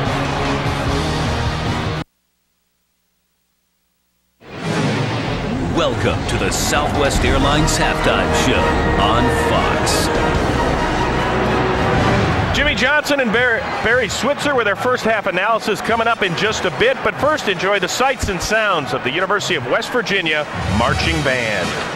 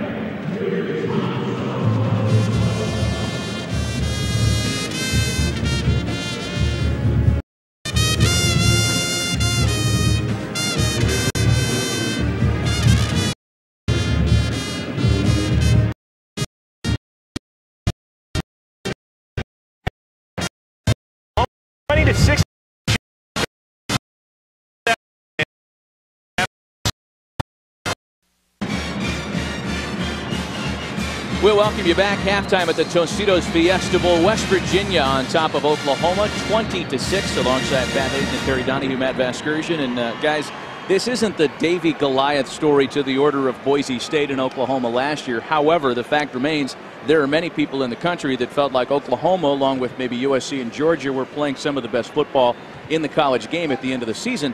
This is quite a surprise. It is. I was one of those people who thought Oklahoma was playing as good as anybody at the end of the season. But I'll tell you, West Virginia has really played great defense. But I think in the second half, what Oklahoma really needs to do, they need to really have a defensive stop, a 3-and-out on defense. You know, 2 touchdowns down, get that offensive running game going, only 11 yards rushing with that big offensive line that you've talked about. Shocking to me. Yeah. Hard to believe. West Virginia has played with such emotion, and they've played so fast. That's one thing. That defense has come from everywhere. They've really disrupted Sam Bradford, the quarterback. He's never been able to get his feet planted. He's been uncomfortable all night long. They brought linebackers. They brought cornerbacks. They've jumped in his face. They've done it all. The other thing is, when I look at it, it's not only the defense of West Virginia, it's the legs of Pat White. He has gotten in and out of trouble with those beautiful legs of his. You know, and it comes as a surprise to some because Steve Slayton, after a handful of carries in the first quarter, hasn't touched the field again. We're not sure if he's good to go in the second half. they seem to have functioned just fine without him. Yeah, Owen Smith with the 47-yard touchdown run, and Noel Devine, filled in quite capably, and he mixed in a couple passes. He does not look like he's coming back, does he? No pads, no hat. He is on the sideline for the rest of this one, and I'm sure it's something of a disappointment to Steve Slayton, a major disappointment, because he was considering putting his hat in the ring and thinking about Sundays, and without having played in the Tostitos Fiesta Bowl, maybe he rethinks that. Well, the second January bowl game he's missed because of injuries. I hope he does rethink it. He needs to stay at West Virginia, in my judgment, and settle on his senior year. So Noel Devine, who is filled in capably for Slayton, takes the kick back across the 20-yard line, and he pushes his way to the 24. Let's check in with Laura Oakman. Matt, you talked about Steve Slayton. Let me update you about him right away. He's going to give it a go. That hammy's bothering him, but this kid wants to get in. They're going to put him in a couple plays. As for Coach Stewart, I think this is the most fun he's ever had, the best coach first half that he's ever had. He said he's having a great time, loves how his kids are playing, but he is disgusted with the penalty. He said he can assure us those dumb penalties will not happen in the second half. Coach Stewart says we have nothing going, obviously. They have gotten after us up front, and we have got to move the ball down the field and in the red zone. Lauren, thanks. From the 23, West Virginia begins the second half with a swing pass to Raynaud, and he is quickly swallowed up after a gain of maybe a yard by Marcus Walker. Good first defensive play for Oklahoma. So they need a 3-and-out.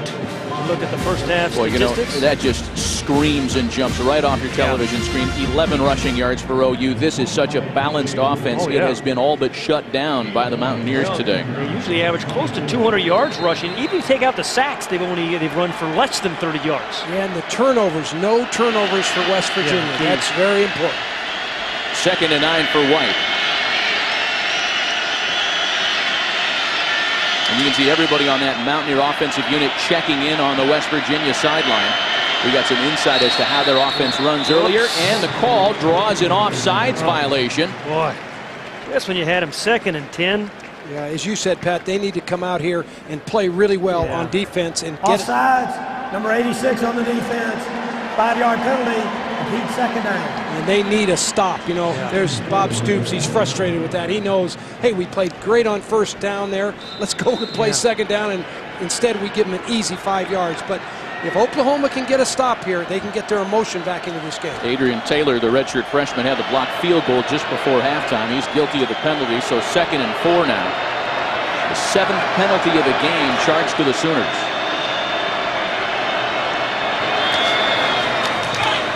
Devine immediately tackled for a loss by the senior safety, DJ Wolf. DJ Wolf, if they're going to come back, Oklahoma's going to come back, that's one of the guys, DJ Wolf, who's had a brilliant year at strong safety. Watch number 25 right up here, kind of step right into the hole.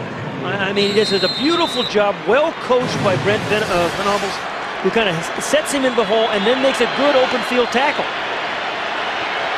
3rd and 5. Mountaineers are just better than 49% on 3rd down this year, the 6th best conversion percentage in the nation. Just 2 of 7 today, however. White's 3rd down pass is incomplete, intended for Jock Sanders. Okay, there's the 3-and-out, right, Terry? Yeah, Oklahoma got exactly what they wanted, and that's what gives you a chance on the sidelines. When players are trying to get the fans involved and trying to get the fans up, they're really sending a message. They're saying, we're not up, we need you to help us get up. That's really what the message is. Boy, the guy that penetrated there and made it happen was Curtis Lofton. He had 12 first-half tackles, and maybe the middle linebacker, the Big Ten Defensive Player of the Year, is going to be the guy that makes something happen defensively for OU. Good place to start. How about a nice punt return for the Sooners, too? Pat McAfee with that rugby-style punt. It's a good one. It backs Iglesias up to the 15-yard line. Iglesias breaks free of one tackler, but is taken out of bounds at the 16 by Darrell Jalla. A 57-yard punt by Pat McAfee. The Tostitos Fiesta Bowl is sponsored by Southwest Airlines. With Southwest Airlines' convenient nonstop flights, it's like having your own company plane. By Verizon Wireless. And by Gatorade. Every game needs a hero. Is it in you? Looking for Chevy Chase to drive the family truckster right across that sign in Old Town Scottsdale, not far from Glendale, where we are in the Valley of the Sun. 26 Mountaineers. And it's OU's first offensive possession of the second half. Alan Patrick is the back. Bradford with time and with flags on the field finds Iglesias at the 30. Tackled by Quentin Andrews. Talk about adjustments. You know, that's the first time they've really rolled Sam Bradford out. Nice halftime adjustment by Kevin Wilson, the offensive coordinator. If you're having trouble in the pocket, get your quarterback out of the pocket. And a beautiful first down call. You're right, Pat, and look how wide open the receiver is. It's a double break and go. He just turns to the outside. The ball's well delivered, but there's a penalty against OU, and they're a little bit self-destructive. Boy, well, they had the whole night. 7 penalties in the first half. That's number 8. Now, you mentioned the offensive coordinator. As we check in on the flag, you mentioned Kevin Wilson. Bob Stoops' last 3 offensive coordinators are now head coaches, and 2 of them, Mike Leach and Mark Mangino, of course, are in the Big 12 going head-to-head against Coach Stoops. He's done a great job mentoring his coaches and sending them on their way to have great careers. And Kevin Wilson's another one. I mean, his aggressive play calling, you know, with an 11-point lead in the Big 12 championship game, I thought was beautiful. After the penalty, 1st and 15, Patrick. And Patrick breaks free into the secondary. Ryan Mundy trying to corral him, and it's Reed Williams that hits him in midfield. A big run by Alan Patrick, a gain of 38. And Matt, Terry, just what we talked about, right? End of the first half, blocked the field goal for Oklahoma. 3 and out on defense. Get the running game going. All 3 things have happened for the Sooners at the end of the first half and as we open the second.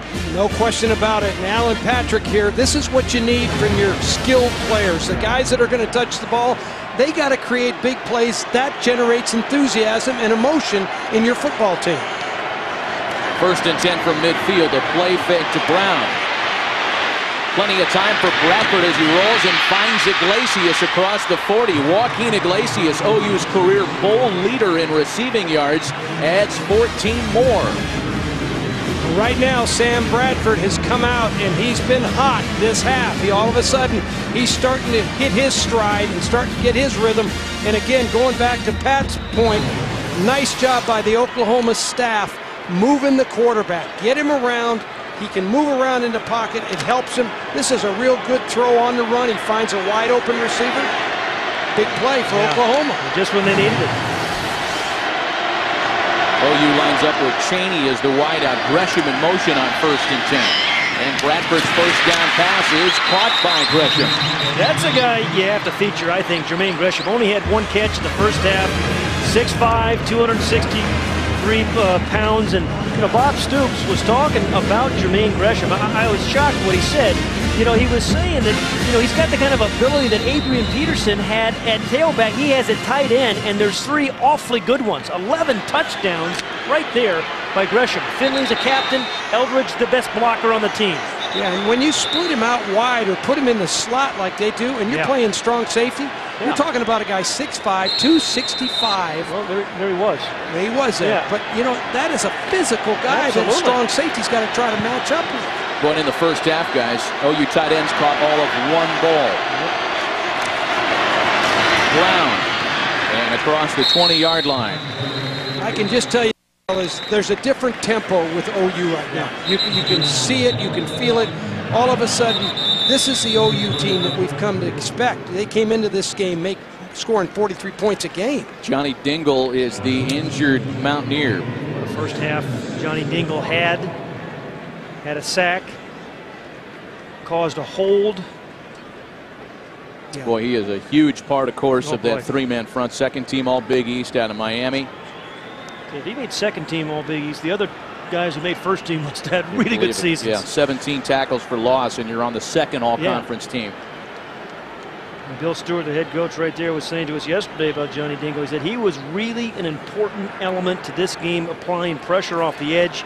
And boy, Johnny Dingle did in that first half. And this is what happens in football. Guys are going down on you. You know that you're counting on. You're the head coach in your first game. You're making your debut, and you want all your players out there, you know, and all of a sudden a guy like that goes down, or you lose Slayton, and I'm telling you, your gut starts churning, but you keep playing through it. You just keep playing. Yeah, I'm always surprised with coaches who are surprised they're going to get guys hurt. It happens every week. He's telling one of the officials he's been chop blocked for the last 30 minutes as he hobbles off the field.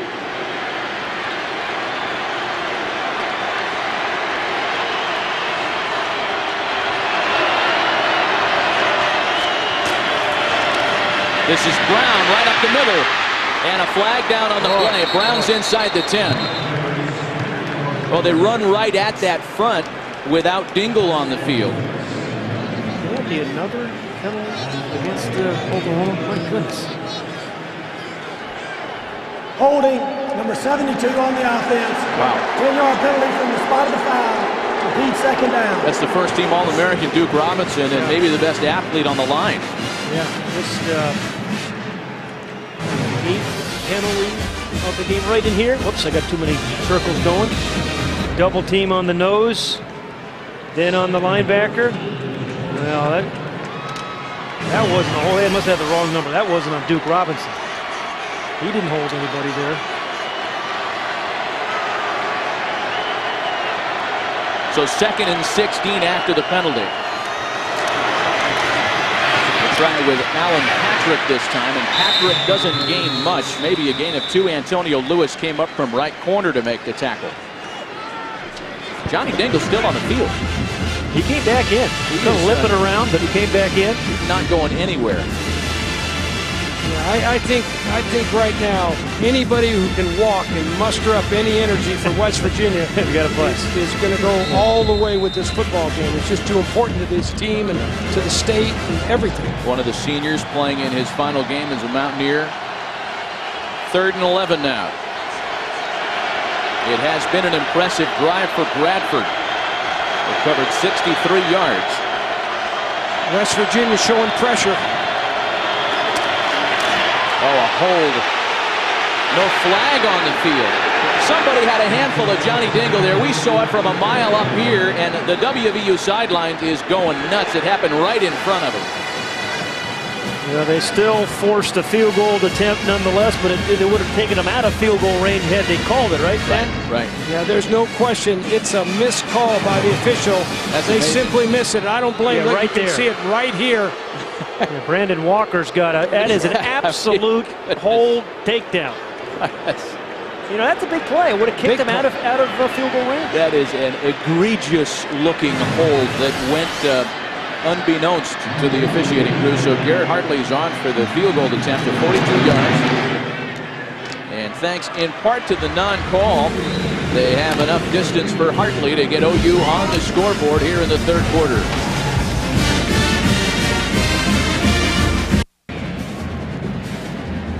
Nissan and the all-new 2009 Nissan Murano are offering fans a chance to attend the 2009 FedEx BCS National Championship game in Miami. Log on to www.foxsports.com/Nissan Murano for details on how to enter for your chance to win.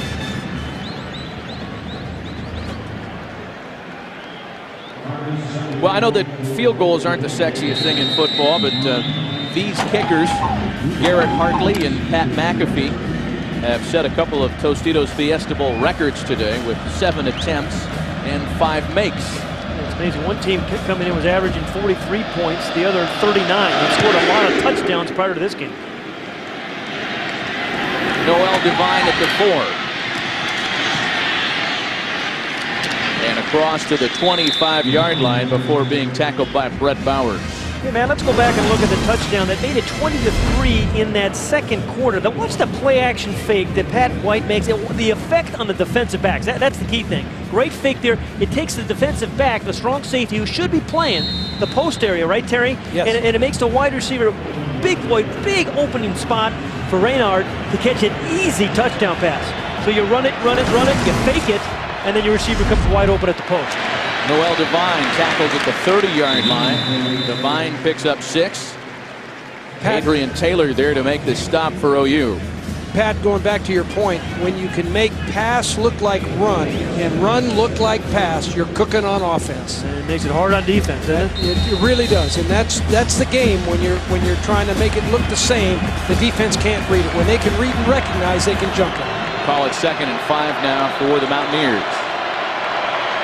With Schmidt in the backfield, blowing up his man. And it's White who utilizes that big block to get a couple of yards in front of DJ Wolf.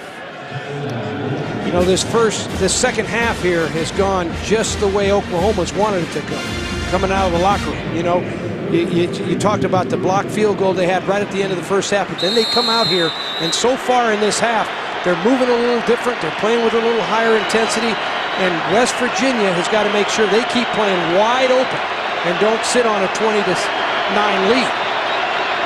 Schmidt comes off the field in favor of Devine on 3rd and 2. You see the OU bench trying to hoot and holler some enthusiasm.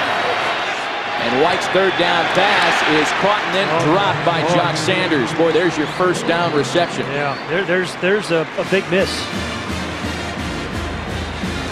Boy, they shouldn't let those two guys sit together. At least keep them in that order, I'll tell you. You can get the bloggers going all day on that one.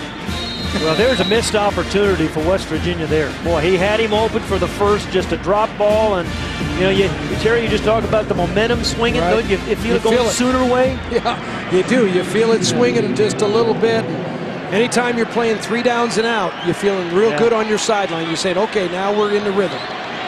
Dominique Franks deep for OU. And McAfee has another good one on launch. Oh boy! Franks fumbles, ball's out. And OU goes out of the back of the end zone. The safety is recorded for WVU. Nick Harris was down there among others. And it all started with the big rugby-style punt that brought Franks back about 10 yards to catch the football. Are you going to sort it out, though? Did you see a safety call? The ball was muffed into the end zone down there. It will be a touchback. 1st and 10 on the 20. So we get the proper ruling from referee Steve Shaw. It is a touchback. And OU catches a break. Boy.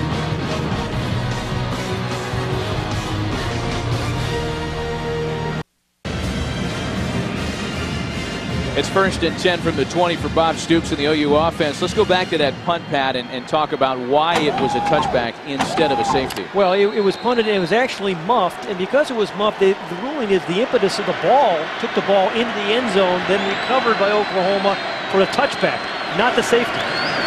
Play action with Patrick.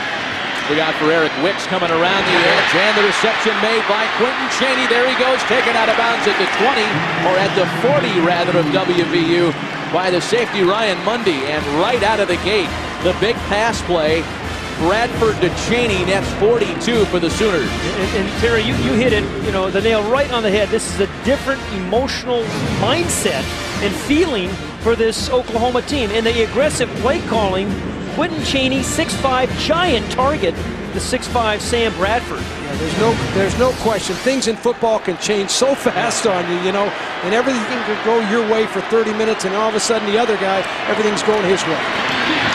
By the way, Chaney had a total of 56 yards all season. He's already good for 110 as we go back and take a look at the punt. First of all, great punt back in the corner of the end zone. There it's muffed. So the impetus of the ball is still providing that, but pushing that ball into the end zone, recovered by Oklahoma.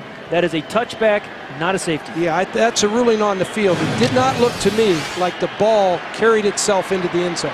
It looked like it was swatted by a defensive player into the end zone, and in that case, it would be a touchback. On 2nd and 6, this is Patrick, and he's a yard or two shy of the 1st down. Reed Williams makes the stop for the Mountaineers. A couple of big pass plays in the second half, and some good running. They mixed the plays. Kevin Wilson, their offensive coordinator, generally a pretty aggressive play caller, been much more aggressive this second half. Well, right now they've got the running game going a little bit. That's helping the play-action pass, and there's no question about it. West Virginia's got to bring the heat here and continue to blitz and try to create big plays against this offense. Gresham resets on 3rd and short. And it looks like Bradford wants a timeout. Timeout, Oklahoma.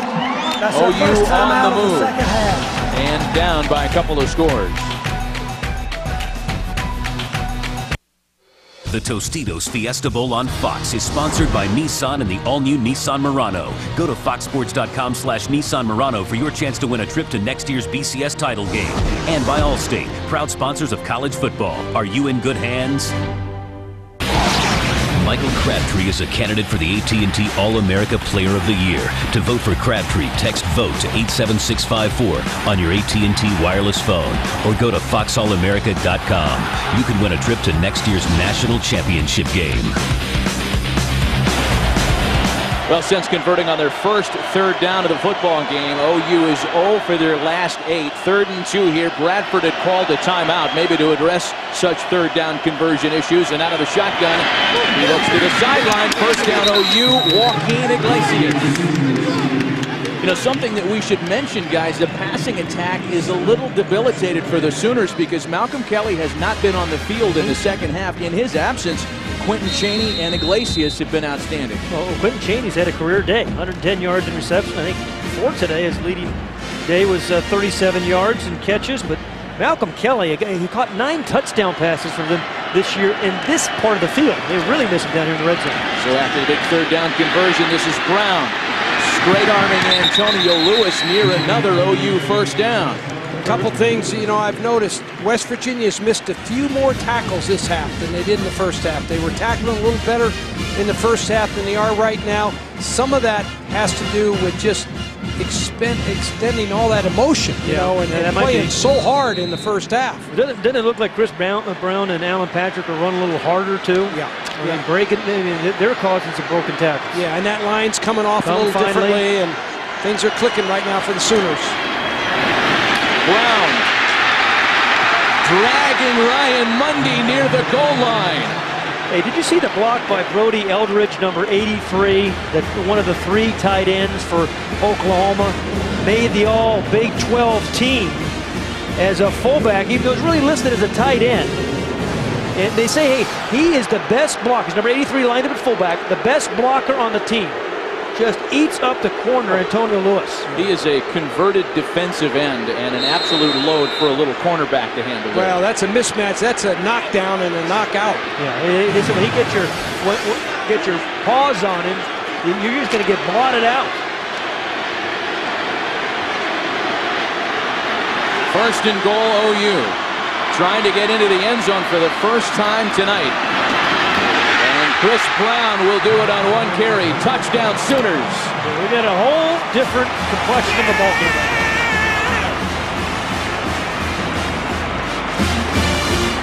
Well, Chris Brown, whose big work has come in big games, 5 of his 9 touchdowns came in 2 games versus Missouri, is good for OU's first touchdown here tonight. I remember we were talking to Kevin Wilson, the offensive coordinator, about Chris Brown, and said, you know, he's not flashy, but he gets the job done for us. You know, you block 2 yards, he'll get you 4. You block 4, he'll get you 7. Well, I like the combination of Patrick and Brown. When you start alternating backs and letting them roll like that, which OU has done this half a little bit more, now all of a sudden we got ourselves a ball game. And they're going to try for the 2-point conversion here. I think this is early to go for 2. I would agree. I think this is a little bit early in the game to go for 2. And the pass is incomplete, intended for Iglesias, so it stays a 5-point game. That was their first attempt at a 2-point conversion this season. A 1-yard TD run by Chris Brown.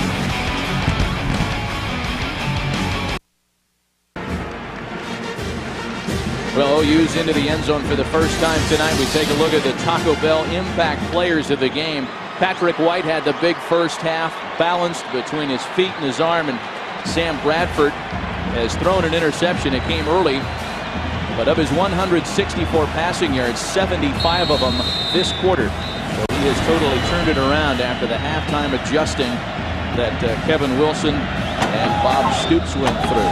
Well, we got us a lot of football left, and I'll tell you, the impact player of the game at the end of the game may be a whole lot different than it is right now. I agree with who they are right now. Onside kick attempt. Onside kick recovered by the Mountaineers. Well, you know what, Terry? You said the 2-point play was too early. The onside kick maybe too early. Ridwan Malik was there to recover the onside kick for West Virginia.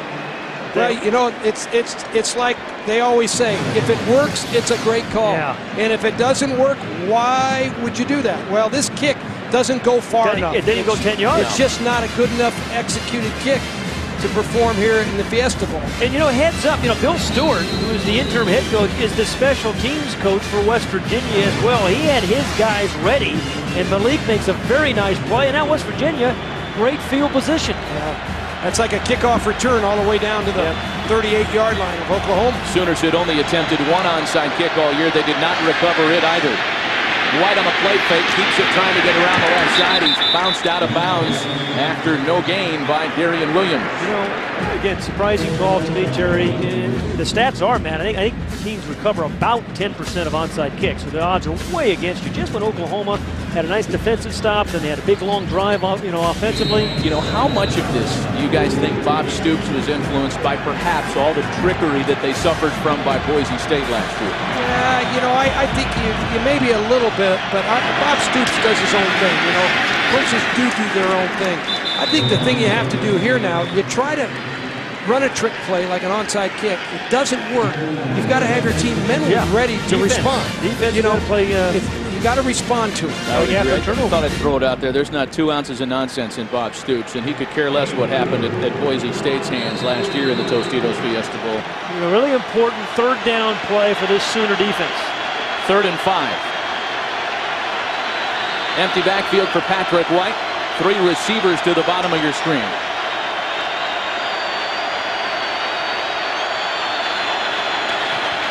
Oklahoma blitz. Boy, the blitz pickup was perfect as White runs himself a first down.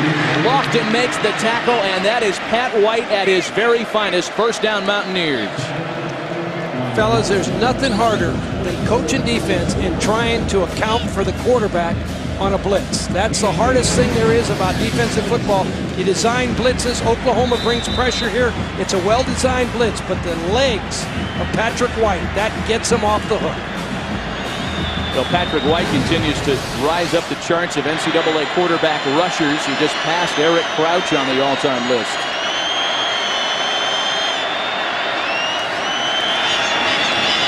White keeps it again. You know, just to quantify, guys, how hard it is to tackle Pat White. At one point this season, he rushed for 100 or more in 4 straight games. Vince Young, in his entire 3-year career at Texas, did it a total of 4 times. The 4 quarterback-centric offense in turn another 100-yard game for Patrick White on 16 rushes. In his career, he's averaged, I think, 7 yards a carry, so he's just about there again. But he's had a much better passing year this year as well. 3 straight.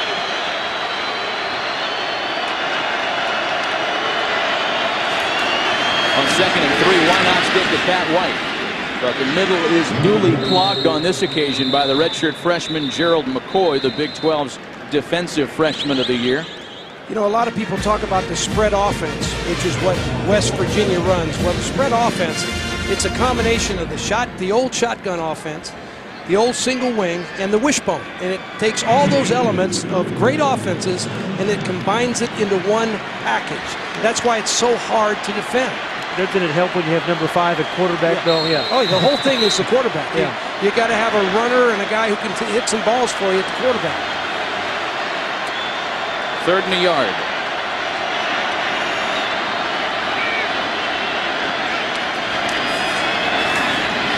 White hands it off this time, and Noel Devine is in for a touchdown.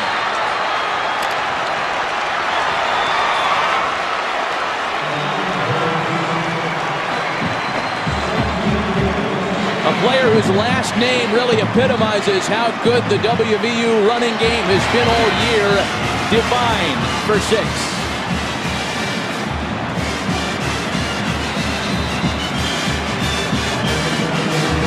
He's got Oklahoma type speed, doesn't he, Noel Devine?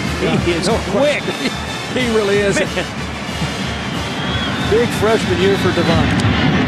Well, the redshirt freshman whose high school exploits can be seen all over the internet, and a guy who's got his own Wikipedia page has redistanced the Mountaineers from OU. That's really good blocks by Smith, number 35. He had a 47-yard touchdown run. That time he clears the way for Noel Devine to score. And you can see it open here. There's air in that defense, and that's what you love to see as a running back. You love that air. Yeah. Great Looks brought to you by DLP and the Amazing Picture Cam. DLP, the official HD TV of the BCS on Fox. DLP, it's amazing. It's the mirrors. And Noel Devine running like he's covered in smoke and mirrors here tonight. You see the block, though, by Owen Smith? Yeah. Right in the perimeter. Physical. Yeah. Very physical. You know, going back to the onside kick, the ill-fated onside kick, those are things that stay with you forever in your coaching career. If you don't win the game, if you win the game, you forget everything. Yeah. But if you end up losing a football game, you go back and you can't sleep at night because it's torture for you. You wonder, why did we do that? And chasing the points too early on the two-point play, as you mentioned. So, you know, again, Sam Bradford, still plenty of time. They need to respond again, right? I mean, right back at it. This is what makes the game fun if you're a quarterback. You got to answer the bell.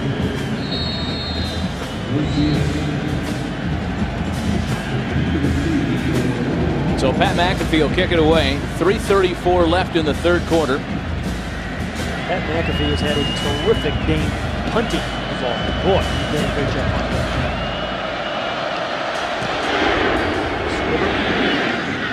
And it bounces its way to Joaquin Iglesias, who starts the return at the 4. Flags in the backfield. And Iglesias turns the corner across midfield. McAfee in his way. And Iglesias is wrapped up by the kicker at the 33. Check in on the flags here, of course.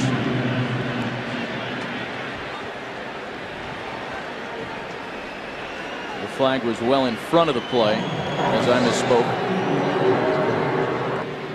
During the return, holding number 5 on the receiving team, 10-yard penalty from the spot of the foul. It'll be 1st and 10. That's 10 penalties. The 10th penalty on OU, and this one's charged to Nick Harris as we check in with Laura Oakman.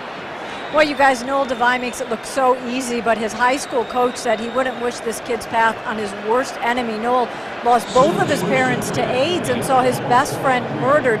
Everyone who meets him loves this kid. He actually worked with Deion Sanders, who tried to adopt him. At 19, just 19, he is flourishing on and off the field at West Virginia. He's even drawn comparisons to Barry Sanders. What do you guys think of that? Pretty lofty. I tell you, he's got some quicks. He's got speed. OU keeps it on the ground. And it's Alan Patrick for a gain of 3. Excuse me, man. I just love those stories about guys overcoming so many things that it's hard to imagine. Well, and just think of it tonight. Steve Slayton goes down. Yeah. You know, he's the star of the team, 1,000-yard rusher, 55 touchdowns in his career. He's down for the game, and all of a sudden, this guy gets his opportunity, and there you go. Well, we're having an opportunity tonight to see why Steve Slayton's carries are down this year. Yeah, precisely. You got to distribute the ball with all these weapons. Manuel Johnson splits wide. Batted down. Morty Ivy, who had a huge game in the big conference win versus UConn to seal up the Big East title, is there to swat it away. You look at Morty Ivy, he just looks like a good player. You know, 6'3", 235-pound outside linebacker. Got some leaps here. Had a big year as a pass rusher. 6 sacks, he forced 3 fumbles, recovered a couple more, had an interception, did just about everything for the Mountaineer defense this season. Well, and you can't blame Sam Bradford for that. You know, you got a guy right in your face, Pat. You've been there. You know what that's like. Yeah. It's hard to get rid of the ball with that kind of pressure. Sooners are 2 of 10 on 3rd down tonight. Bradford's pass is caught by Joe John Finley, well shy of an OU first down. He's watching Reed Williams. I think it was Reed Williams off the corner on a pass rush. Boy, just so quick off the ball, these defensive ends for West Virginia. That was a hold. You saw it, Pat. I saw it. There was another hold by the OU offensive line. Absolutely. Watch down here. Whoops, I missed him. It's the left part of the screen. Yep. You've got Big Phil Lodeholt there trying to block. He's 352 or so, and he's trying to move out on a smaller, faster guy. You just can't get protected. Listen, give speed the nod over the size today. We spent so much time talking about how beefy the OU line is. They have been out-quicked tonight. There, Brian, you said luck follows speed. Null punting to Vaughn Rivers. Rivers slips it to 19. And he is wrapped up at the 25-yard line. Demario Pleasant making the special teams tackle for OU. These aerials brought to you by Bud Light. Endless refreshment from start to finish. Bud Light keeps it coming. here at University of Phoenix Stadium in Glendale, Arizona. You know, guys, if I'm Calvin McGee, the offensive coordinator, and Bill Stewart, the interim head coach, I'm thinking knockout right here. If I can get me a big play right now, and I can maybe knock out my opponent if I can put one on him right now. So don't be surprised. It's some real play-action passing here, looking for the touchdown. Well, Pat White is a walking 40-yard gain. Divines. And he slips between a couple of tacklers and is taken down to the 27 after a 3-yard gain by Darian Williams.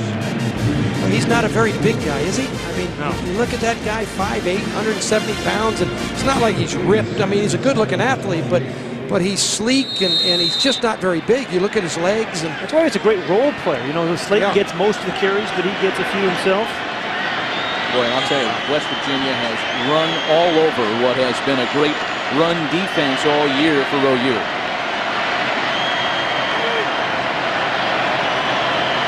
We are inside of a minute remaining here in the third quarter.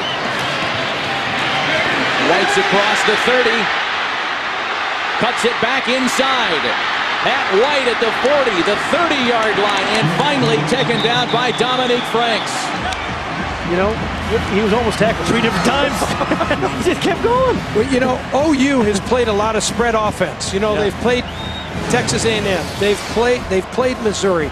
They've played against this offense, but they haven't played against the guy that has the moves, the avoid, the speed that Pat White has. Yeah, you know, he's only a junior. You mentioned he's coming back. Good chance of winning the Big East Offensive Player of the Year for the 3rd straight year next season. Man, he's been injured in 4 different games, but still had a spectacular season.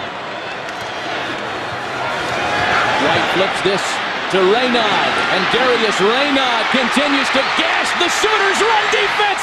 Touchdown, West Virginia! The 42-yard run by Pat White, and then a 30-yard touchdown scamper by Darius Raynaud. And you know what, Matt? You know, great run, great call and all that, but Ryan Stanchak, number 62, the left tackle, threw the key block that allowed him to score. There's the West Virginia guy right there, Bill Stewart. Right now, it's the quickness and the speed of West Virginia. Oklahoma just can't handle it. The point after is true. And the underdog Mountaineers have taken a 34-15 lead on the Oklahoma Sooners. Well, Terry, you talk about a knockout punch. They just maybe delivered it here. It's the right kind of call. Great fakes again. But watch number 62, the left tackle. Watch it go. Big hustling and the kick-out block that allows Raynaud to kind of get into the end zone. No question. You love it when those big offensive linemen get down the field like that. Boy, is this a telling stat, guys. Look at that. 3 plays by the Mountaineers, 75 yards, a minute 23, and they open up a sizable third-quarter lead. Well, I don't know if that's a knockout punch. I've been in enough games, I can tell you this, that you can come back in football, in football games. And Oklahoma came back against Iowa State this year, and they've been in this situation before. There's a lot of time left in this game. I can just tell you, though, the momentum has certainly come back again. I thought OU had it early. Big Mo has changed teams. You know, they had it early, but now West Virginia's grabbed it again. West Virginia has 280 rushing yards tonight. The last time OU allowed 300 rushing yards in a game was 1993.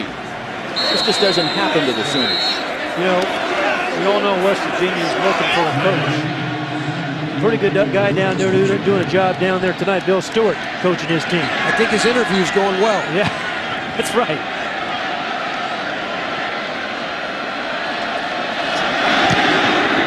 McAfee bounces another ground ball up the middle. Iglesias picks it up at the 9. And Iglesias has a lot of space on the right side of the field. Joaquin Iglesias tries to cut it back inside and is tackled at the 48 by Ridwan Malik, a 49-yard return. Tomorrow, the Bowl Bash continues with the FedEx Orange Bowl as the Kansas Jayhawks look to end their Cinderella season with a win as they take on the Virginia Tech Hokies. Our coverage of the FedEx Orange Bowl begins tomorrow at 7:30 Eastern, 4:30 Pacific, and high def here on Fox.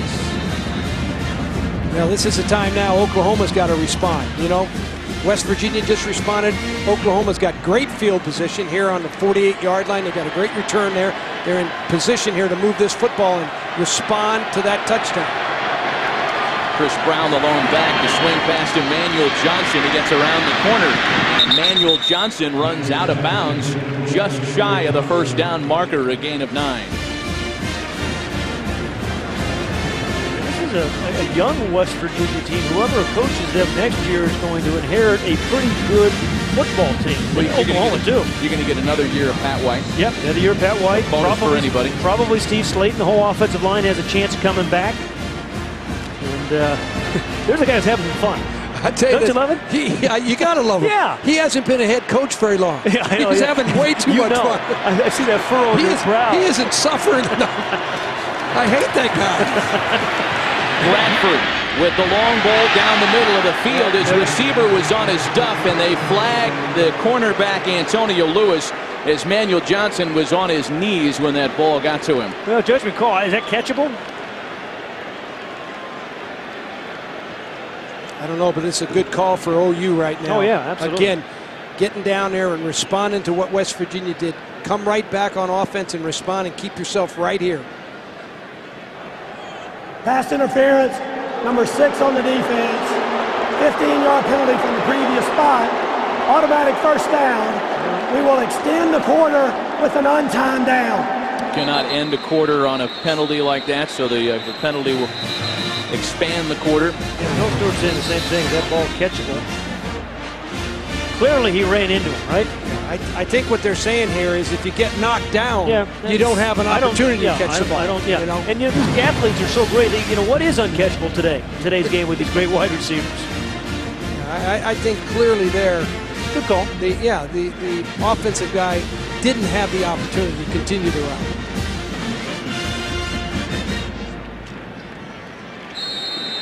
So an untimed down, and this will end the third quarter.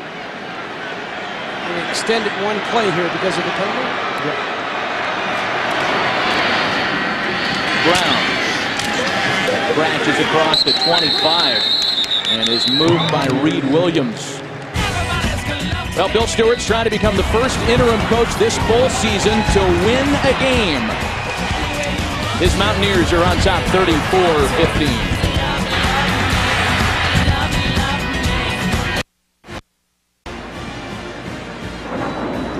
The Fox crew travels to the BCS Bowl games powered by NetJets with their marquee jet card. Somebody didn't call me. I didn't make that flight. Well, there's a school bus out back with that says Hayden Donahue of Excursion, and that's how we're getting out of here tonight. Thanks, buddy. Somebody didn't call me on that one. Well, Bob Stoops trying to put a little octane back into his offense. Fourth quarter underway. Patrick. And he is bottled up at the 22-yard line.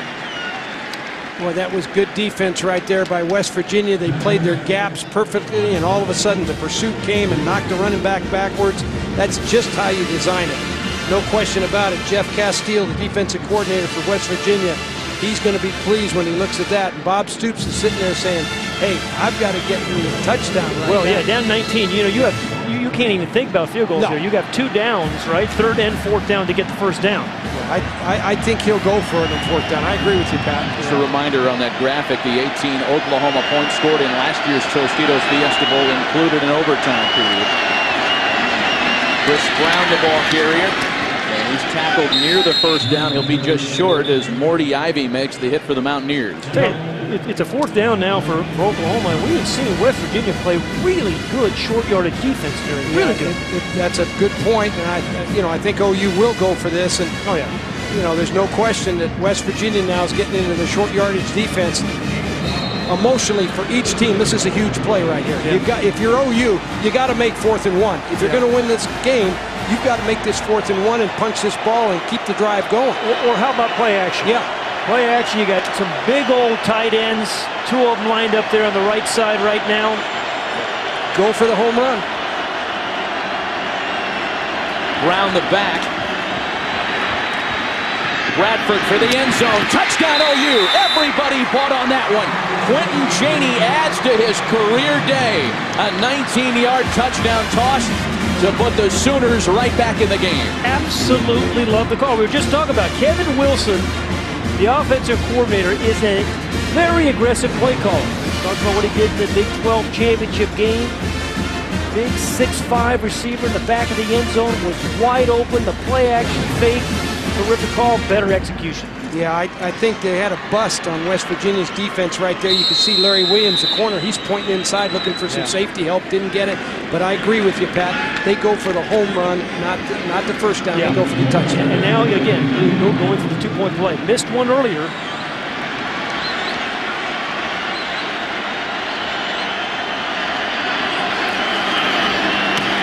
To keep it on the ground this time, and once again, OU falls short. 0 for 2 in the two-point conversion tries as we take another look at Quentin Chaney, who has almost equaled his career receiving yards in one night in Glendale. The Tostitos Fiesta Bowl on Fox is sponsored by DLP HD TV. It's amazing, it's the mirrors. By DirecTV. Now get over 85 of the best channels in HD and more coming throughout the year. And by Tostitos. Free the fun.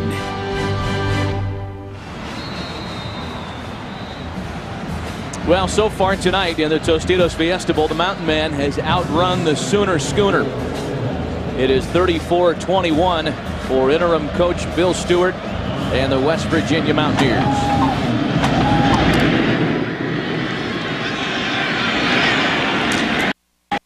Rivers from the goal line. Rivers still going, but taken down by a couple of bodies at the 21-yard line. Brian Jackson leads the way for the Sooners. One of the things when you're playing against Pat White, you want to make sure you build a fence around him and keep him pinned in. You want to keep him in the perimeter. You can see all this space out here. Watch Pat White here on the pass. As soon as OU's defense comes inside, you can see what he sees. He feels all of that space out there in the green grass, and watch him go. The guy will pull the ball down, and this is what kills you as a defense. When you don't keep him contained, build a fence around him. Pat White responsible for 241 of the Mountaineers' 377 yards of offense. The home run ball, and there they go! Tito Gonzalez, touchdown Mountaineers!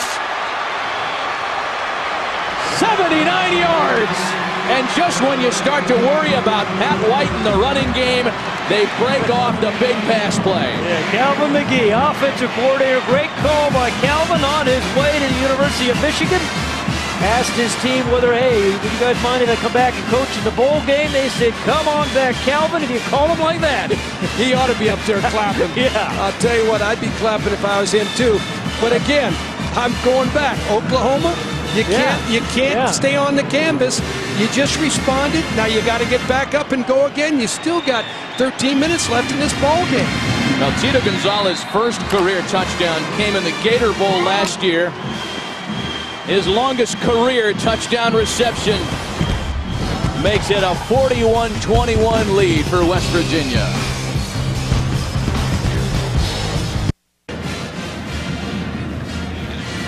Now, to quote Eddie Murphy, Tito, get me a tissue. Tito Gonzalez with a 79-yard touchdown reception. Can you throw it any better than this, Terry? Under duress, Pat White gets knocked down, throws one of those frozen ropes that only Tito Gonzalez is going to catch, breaks a tackle because he's over 200 pounds, and gets in the end zone, and a very, very emotional Tito Gonzalez. You talk about football and how important it is to teams and individuals and all that. That's what college football, that's a picture right there. That's what it's about. All that emotion explodes onto the field. Only other time you see a kid that age with a hardwired telephone, too. Joaquin Iglesias from the goal line. He's tackled at the 26. And a little fracas after the play as well. Bobby Hathaway made the special teams in.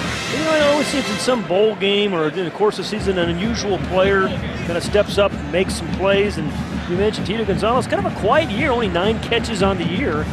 but a tremendous touchdown reception from Pat White. But that shows how important these bowl games are. You know, you'll be talking about the Tostitos Fiesta Bowl and the big catch for the rest of his life. Absolutely.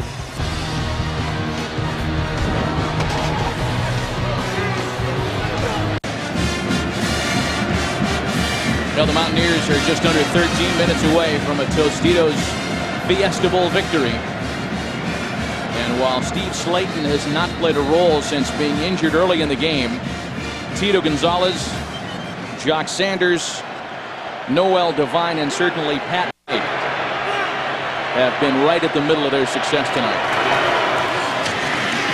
The Sooners hoping time won't run out on him. A flag on the play as Alan Patrick is the ball carrier across the 30. I think for Sooner fans, the most disappointing thing has been the number of penalties. Yeah, there's no question about it. This will be the 11th penalty if it's on Oklahoma. Penalties and missed tackles tonight by OU. It has not been your typical Bob Stoops football game. Bob Stoops is a heck of a football coach. Won a national championship in 2000. Holding, number 79 on the offense. 10-yard penalty from the previous spot. Repeat first down. He's had a rough day. Phil Lodeholt has had a rough day at left tackle. Yeah, he really has the speed and the quickness of the game. Bob Stoops, son of a coach, and grew up Youngstown, Ohio, one of 6 kids. 3-bedroom house, he was telling us. And used to ballpark was down the road, play all their football, baseball, and games down the road. Coaching family, the Stoops, of course, has got a couple of brothers that coach up the road in Tucson at the University of Arizona. But something tells me that the desert air just doesn't really breathe real well for Coach Stoops these days. 1st and 20 after the penalty. The 11th of the football game charged to the Sooners. On play action, Manuel Johnson. Out across the 20. Just kind of finishing up on Bob Stoops, and he was telling us the other day, his dad coached at Cardinal Mooney High School there in Youngstown for 28 years, was the defensive coordinator, and actually died on the sideline coaching one of those games. And his brother, Bob's brother, Ron Jr., is now the defensive coach there still. Bob Stoops, I covered his team when he was at Florida as a defensive coordinator, and we were doing games there. He worked for Steve Spurrier. I've known Bob Stoops a long time. He is a quality guy and really a tough, good, solid football coach. Bradford's second down pass caught by the tight end Gresham. He'll still be short of a first down as it takes a handful of tacklers to bring him to his knees. Let's check in with Laura. You guys were talking about the Stoops family tree. Bill Stewart knew Bob's dad from recruiting days and even recruited 2 of Bob's brothers. Both staffs the other night were at a banquet this week, and while talking to the crowd about Coach Stewart, Stoops looked at West Virginia's athletic director and said, "It's about time to remove that interim tag." Now, Coach Stewart didn't want to comment on that because he didn't want to sound like he was politicking. That's not his style, but he did get emotional when I asked about it, saying it meant the world to me that he would say that. 3rd and 2. Chris Brown has the Oklahoma first down. Good. And there's a flag after the tackle again. Good tough run by Chris Brown. Knew exactly what he needed to get the first down. One of the things Oklahoma's got to think about, they're 20 points down right here. You got to be thinking about no huddle offense. The clock's the enemy right now. And personal foul, face mask, number 6 on the defense. 15 yards from the end of the run, first down. You got to be thinking from a strategic standpoint. Okay, I've got to get 3 scores here. Get in and out of the huddle. And I got to move that clock, and I've got to play fast now. I don't have a lot of time. The clock is not the ally; it's the enemy. And some wide receivers have to think about maybe breaking a tackle or 2, right? Terry. You got to get some big plays. Yeah, make some plays after the catch. And this is the guy down here who's made most of them today for the Sooners, Quentin Chaney. The 2 leading receivers in this game, Chaney for OU and Gonzalez for West Virginia, had less than 200 combined receiving yards all season. And a flag on the play. And let me tell you, not only can Quentin Chaney, not only can he catch a ball, he can sell a call too. Well, there are going to be 2 penalties. There's going to be pass interference and then a personal foul, I believe. Yeah, I agree with that, Pat. I saw it, and I agree with you. 30 yards coming up. Yeah. And that's what kills you. If you're West Virginia, and you're over there, Bill Phil Stewart's thinking, we got this thing, we've got it, but it's never over. Well, it's 11 minutes left, yeah, too. It's just never going to go away until the game is over. It just doesn't die like that. This is a team, Oklahoma, capable of big plays. 35 plays or 40 or more yards this season. There were 2 fouls. Pass interference, number 19 on the defense. That penalty would be enforced from the previous spot, 15 yards. Then there was a dead ball, personal foul, number 21 on the defense. That penalty will be enforced at the end of the penalty. It will be a first down. I mean, again, we said, hey, this is the guy, get the ball to. Chaney's had the big day for him. There's the hold, or the pass interference, looked like more of a hold, and then there's the personal foul. Yeah. Pretty easy to call out. Yeah. The second call was a lot easier to make than the first call. The first one might have been a hold more maybe than a pass interference. Cheney did a nice job to sell that too. Yeah, you're right. Arm the big elbows and kneecaps wide receiver. If he moves and flails a little bit, it's a lot easier for a call to be made. Yeah, he's going to win the Laurence Olivier Award tonight. Show my age a little bit. Well, you know, 15-yard penalty is one thing. A 30-yard penalty, that's a different deal now. Jacob Gutierrez has checked in at tailback for OU. That's one of Bob Stoops' favorite guys, Gutierrez. And we said, you know, when Adrian Peterson came, he went to Jacob and said, you know, you can transfer if you want. We'll help you get there. But he said, no. I want to finish my career here. And he's been a great student, great kid. A couple years ago at the Holiday Bowl, Jacob Gutierrez on Christmas Eve in San Diego went up to one of the volunteers with the bowl committee and said, take me to a soup kitchen, I want to serve dinner. Didn't make any big deal about it, didn't do a press release on it. Good. Brown checks back in. Bradford has Iglesias all by himself. Touchdown Sooners. Don't count this Sooner team out just yet, Coach Donahue. Oh, I didn't. I told you, get in no-huddle offense and fight the clock, and all of a sudden now, you know, things have never gone away. You know, they don't go away like that in football. Well, after 2 missed two-point conversions, kicking units on the field here. Now, OU's just got too much history, too much tradition, and too much pride not to play all the way through this game. Not to mention a bunch of talent. Yeah, I was just going to say that's pretty good coaching, too. And they've got some real talented wide receivers. Iglesias is one of them. I'm going to tell you, 10 minutes and 20 seconds in a ball game is a lifetime. 2-touchdown football game, fellas, as OU is on the scoreboard here in the 4th quarter. The Tostitos Fiesta Bowl on Fox is sponsored by the new AT&T. Your world delivered. By the Ford F-150, built Ford tough. And by Taco Bell, big fans of College Bowl action.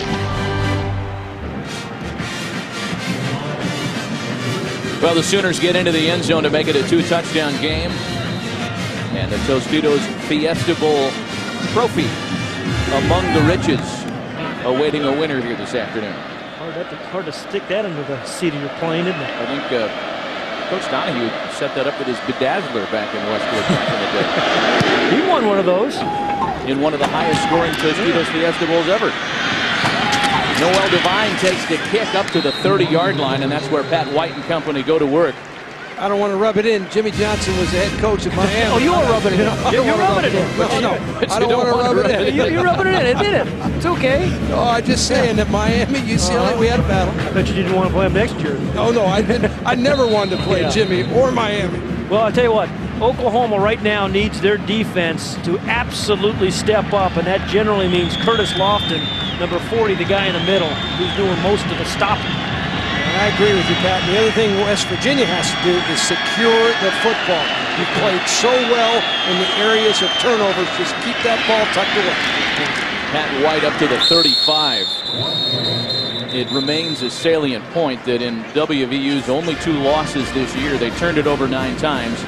Today, and I ain't trying to jinx you, Coach Stu, no turnovers by the Mountaineers. You know, coaches talk about it all the time, and people get tired of hearing about it. You know, turnovers. Just don't turn the ball over. But it's true. When you don't turn it over, you're tough to beat. Even if the other team's a little better than you are, you're just tough to beat. 2nd and 5.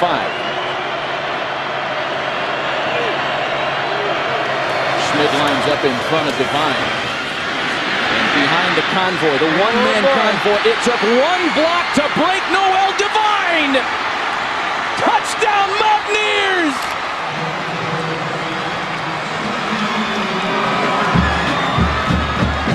A 65-yard touchdown run.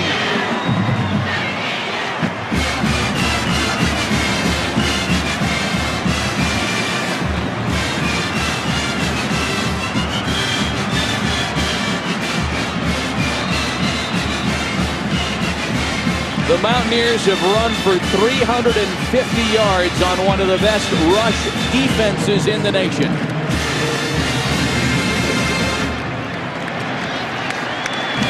McAfee's point after makes it 48-28 Mountaineers. And from Wheeling to White Sulphur Springs, they're getting excited in West Virginia.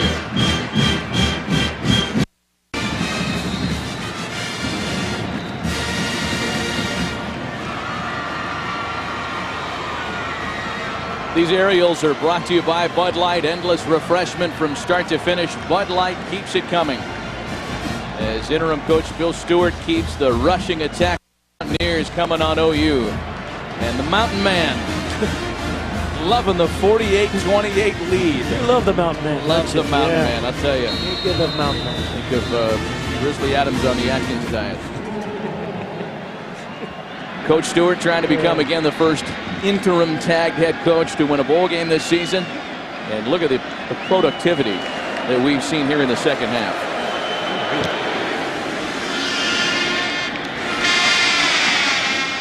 Iglesias at the goal line. He twists forward to the 20-yard line before being stopped by Andy Emery. You wonder why plays work in football. Watch the fullback, number 35, on the lead block right out here. You see the air in the defense, and all of a sudden Owen Schmidt knocks the safety out of the way. DJ Wolf opens up that huge hole for Noel Devine to take it all the way into the end zone. Wow, what a run. God, you love plays like that if you're coaching offense. They have really blocked well on the perimeter. Don't you think, West Virginia? Wide receivers have. Schmidt has. They've got some fast plays. 526 yards of offense by the Mountaineers today. Incredible. Against a really good Oklahoma defense. Chris Brown for a couple of yards. Yeah, there's Coach Calvin McGee calling those plays. You know, the way this has gone down, and you mentioned Coach McGee, Pat, and he has announced he will in fact be going with Rich Rodriguez to Michigan, and he came back and asked the university permission and asked the players if it was okay if he came back, and they of course welcomed him back with open arms for this bowl game. But you know, there has been such bad feeling around the football program the past month in Morgantown, and again with the loss to Pitt, Coach Rodriguez takes off. That's something that left the Mountaineers fans really upset.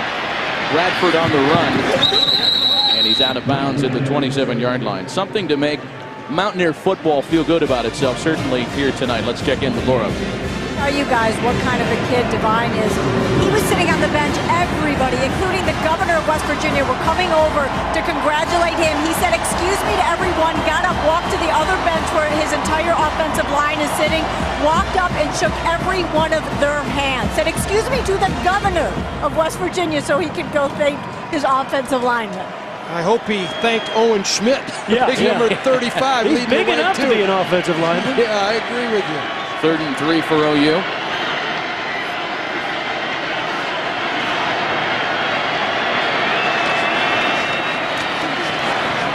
Bradford finds Iglesias. He's trying to stay on his feet. He's taken down at 34. And Matt, you're right. You know, West Virginia fans looking for something to have really feel good about after what happened in Pittsburgh and missing out in the national championship game. It certainly is tonight. And Bill Stewart has just done a great job of getting his team ready. He'd love to be considered for the head coaching job, but he told us the other day, "I'm not going to politic for it, but it's my state, my school. I'd love to be the head coach for the Mountaineers next year." 8 minutes remaining. The hand is to Brown, who was taken down to 40 by Bobby Hathaway and Quentin Andrews. Pat, following up with that idea, you know, I heard Barry Switzer and Jimmy Johnson talking about players play for each other. You know, hey, if you don't have your head coach, you don't have this, you don't have that. But boy, you get into the game and you're playing for each other, you're playing for your team, and they were exactly right. Yeah. That's what happened for West Virginia. They went out there and they did lose a great head coach. Rich Rodriguez had done a terrific job, and all of a sudden they just bonded together and they played their hearts out and played well. On the play fake, Bradford on the move. And he's out of bounds with the first down around midfield. Coach Stewart, he embodies everything in my amateur mind, everything that is right with college athletics. He's a man of virtue, as you talked about, Pat. He wants to see his recruits through, even though he's not sure not only if he'll be the head coach, he's not sure he'll be on the staff next year in Morgantown. Maybe out of a job tomorrow. You know, one of the neat stories, too, is that he's such a fan of the program. He was coaching here at Arizona State the last time the Mountaineers were in the Tostitos Fiesta Bowl back in 1989. He told us he went into the game, snuck into the top deck with a cowboy hat on so as not to be recognized, and cried when Major Harris left the game with an injury. Bradford up top, and that one's incomplete. Again, looking for Iglesias. Well, you know, there's been lots of names bantied about. We've seen them in the newspaper. Terry Bowden and been talked about. Butch Jones from Central Michigan, Jimbo Fisher, Florida State, Doc Holliday of Florida. But I got to tell you, I have been really impressed with Bill Stewart, the way he's prepared his team, the unselfish attitude that he's had, the loyalty he's had for the program. Yeah, and the emotion that he's shown has been reflected in the players. Yeah. You know, they have shown his style of emotion. There's no question about it. And if you're an OU fan, you know, you feel down and all, but you've had a great season. You won the Big 12 championship, and you just keep fighting until you can't fight any longer. Well, this is an awfully young Oklahoma team as well. Starting with that guy, Sam Bradford, who hadn't had his best night tonight, but had a fantastic year. He'll be a sophomore next year. The whole offensive line can come back. Big question whether Malcolm Kelly will. But I think both these teams will be preseason top 10 next year. Maybe Oklahoma top 5. Yeah, I would agree. I mean, when you look at who will be leaving, the seniors, the guys we know will be leaving from West Virginia. Owen Schmidt's going to be packing it up and possibly playing on Sundays. They're going to lose their two good safeties, Wicks and Mundy. A couple of departures of note on the OU side as well. Bradford looking for somewhere to throw the football, and never a good sign when you throw it to a guy wearing a tie. So it brings up 4th and 1 for the Sooners. OU, by the way, guys, I found it interesting that the Sooners have never had a player from the state of West Virginia.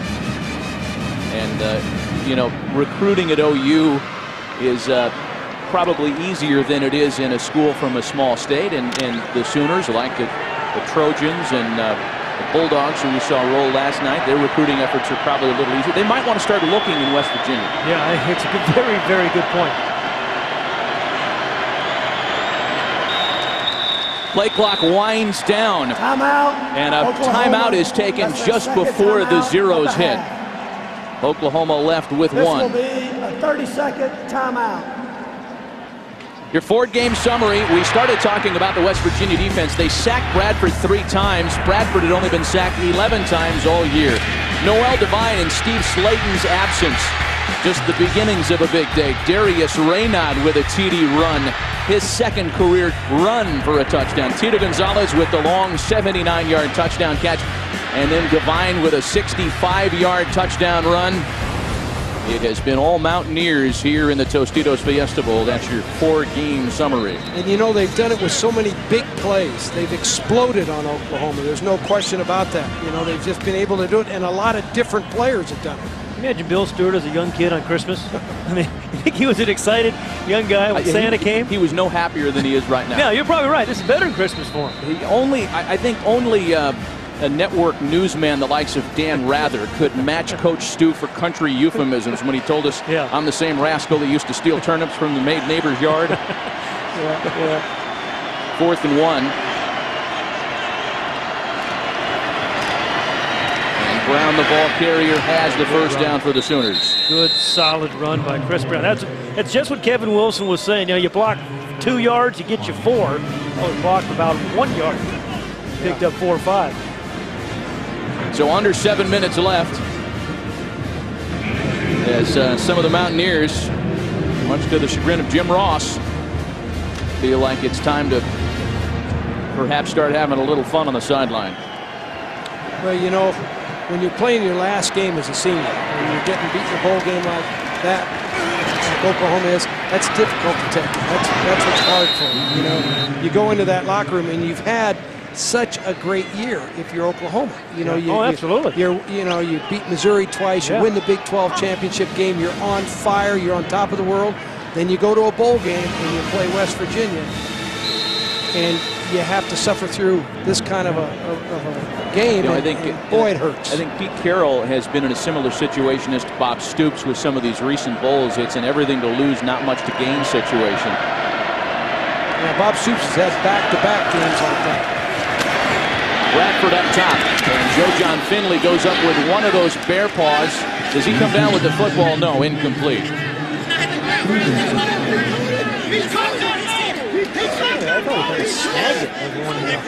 Flag down as well.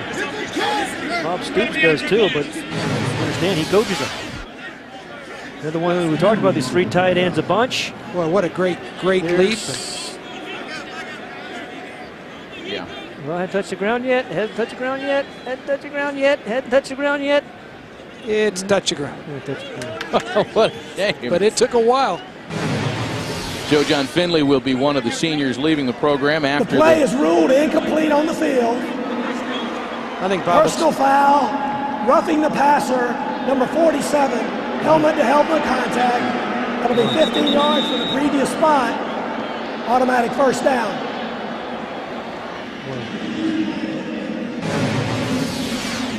Well, I'll tell you, Sam Bradford's had more pressure on him today he had just about all season. Yeah, that's a helmet. Good call, Reed Williams. He's going to call it every time on the helmet-to-helmet. Good call on the personal foul. Didn't need to do it. He's had a good game, great season. It'll be the only blemish on the night for the native of Moorfield, West Virginia, population 2,400. You know, I was talking about Joe John Finley and his being one of the seniors leaving the OU program. We'll take a look at that almost great grab once again. Well, the real question is, does the ball finally, the tip of the ball finally rest on the ground? You can catch it with your legs there, actually have possession. Does he have possession right there? See the ball rolled. Yeah, but I thought maybe he had possession. How does he have possession of it down there? I disagree with both of you guys. I think that's a catch. Okay. That's bouncing around like a ping now pong watch, ball. Stop. He's got possession. You can catch it with your feet, back, face mask. I've saw a guy get one stuck in his face mask one time. You're sticking up for him because he's an economics major. I think you're going to lose this one, Pat. I just like to disagree with you, Terry. You know that. Here I probably did touch the ground, but he kept it alive. He as long did, as he boy. could. Oh, that's a heck of an effort. He's fighting to keep it alive. You got to give him credit. Yeah. Well, we gave the folks upstairs plenty of looks at that.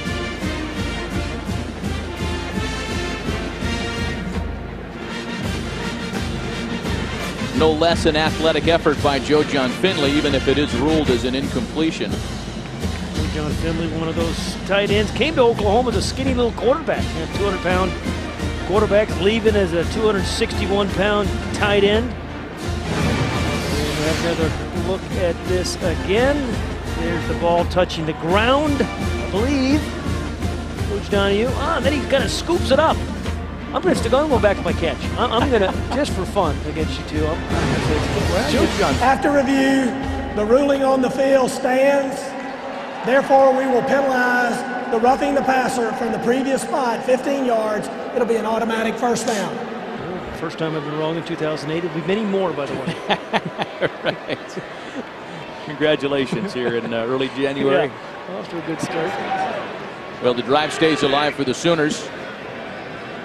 And it's of small consequence, but a little additional carrot perhaps for Sam Bradford, who will have an opportunity at a third touchdown pass tonight. The only two quarterbacks in OU history to throw for 3 touchdowns in a bowl game are on his coaching staff, and one of them standing to his right, Josh Heupel. Josh Heupel, what a career he had at Oklahoma. Won a national championship in 2000. I think he won 80% of the games he started, I think, Pat. You're I right. think he was 20 and 5, maybe. Heisman Trophy runner-up. I mean, he really had it going that year. Along with Cale Gundy, also on Bob Stoops' staff, the only OU QBs to throw 3 TDs in a bowl game. Well, and Cale Gundy's a recruiting coordinator. He's done a great job helping OU put together a lot of talent on both sides of the ball. Swing past Emmanuel Johnson. Look for a block in front of him. It was down on the ground, so it's up to the 22-yard line. Another flag comes in after the play. It's a good defensive play by Von Rivers, number 19, and the corner forcing the play back inside. But Lacey H was going to dance around the corner, but Von Rivers is great position.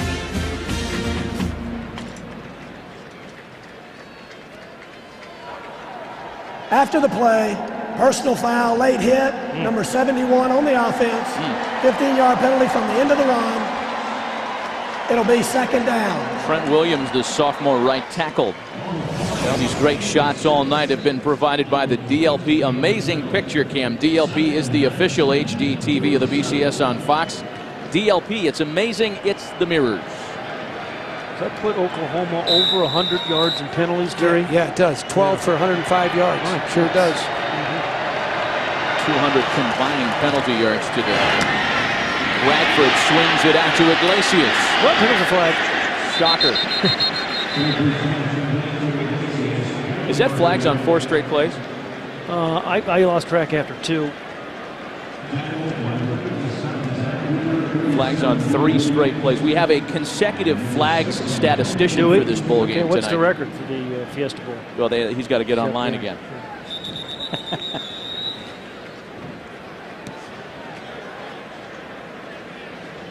Neither coach is pleased with all these. Certainly, the personal penalties that are happening here. The roughing the passers. Bob Stoops into Trent Williams' face. You know, we used to have a saying in coaching: you learn from a mistake directly proportional. During the play, holding, number 1 on the offense, 10-yard penalty from the spot of the foul. Repeat second down. Directly proportional to how much you sideline suffer warning on the when you do Oklahoma it. bench. You know? That's our first warning. And I think that's what Bob Stoops was doing right there. Yeah. He was making sure he made his point, and I think that's good coaching. I really do, because, you know, he's going to go back. He's got spring practice. Yeah. He's got the off-season program. Got a good team coming back. He's got a really good young team coming back, and he's making a point. And I'm loving it. A Fiesta Bowl record, a Tostitos Fiesta Bowl record of 225 penalty yards tonight. Well, that's what the fans came to see. Yes. Penalties and punts. There has been plenty of offense in this one tonight. It's been a lot of fun to watch. This is Moses Madu. Yeah, 526 yards of offense for West Virginia and almost 380 for OU, in spite of all those penalties. That's an amazing output from West Virginia's offensive football team. Against this defense? Yeah, against this defense coming in and you know, Oklahoma coming into this game, they'd given up 18 points a game. They were 9th in the country, but most important, they'd only given up 91 yards rushing a game. You know, are you kidding? 50 tonight. Bradford on the play fake, and he's taken down from the backside by Zach Cooper, the sophomore weak side linebacker.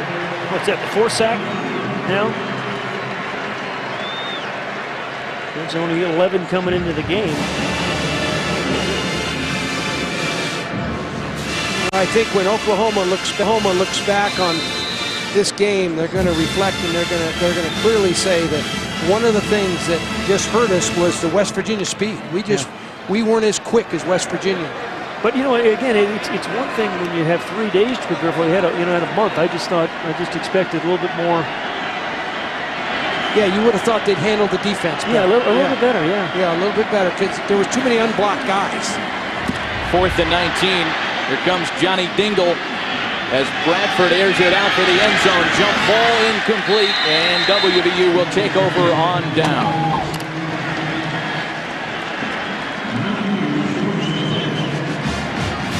Guys, let's take a look at tonight's All-State Good Hands play of the game.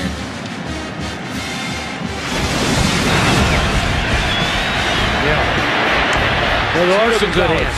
His longest career touchdown grab. Well, as Pat, you said earlier, you can't throw it any better than that. I mean, you cannot throw it any better than that. We came into this game talking about Pat White, his great legs, and averaging 7 yards a carry and all that kind of stuff, but he's put the ball on the money when he's had open guys and sometimes when he hasn't had open guys. Well, he's 10 of 19, 176 yards, 2 touchdown passes, and even better running the ball. I think he has a chance of winning the MVP of the game, Terry. I'd vote for him. He's got my vote. We got a couple of candidates. As the ball carrier Jock Sanders is tackled for a loss. Noel Devine has stepped up big in a backup role, which you love to see. You know, you love to have guys come off the bench and play like that. You know, this has been a team effort. Owen Schmidt, he's knocked a few guys around, made a nice run. You know, let's give it to them all, Terry. I love it. Hey, Devine's averaging 9 yards a carry. Give him the ball some more, right? And he's done nothing to hurt that average tonight. That's the ridiculous part of it. He's averaging 9.1 tonight. And you can't win the MVP award in the game. That's a tough crowd. Well, West Virginia's done it with so many different players, and certainly the guy underneath the center, Pat White, number 5, he's been responsible for a lot of it. But there's been a lot of other guys. Taken down at the 35. We remind you and invite you to stay with us for the DirecTV postgame show. Chris, Jimmy, and Barry will talk about tonight's game. And I would imagine Coach Switzer doesn't like how this tastes so far. He tried to slip out that marquee jet, but I don't think they let him. We'll present the trophy and talk to the game's MVPs. And as we mentioned, there are a number of candidates for the Mountaineers. How about, to my recollection, Jimmy Johnson, Barry Switzer, the only 2 college coaches who won an NCAA championship and then went on to win a Super Bowl. Yeah. They won several NCAA championships, both of them, several. Inside of 3 minutes as Pat White is taken down at the 37.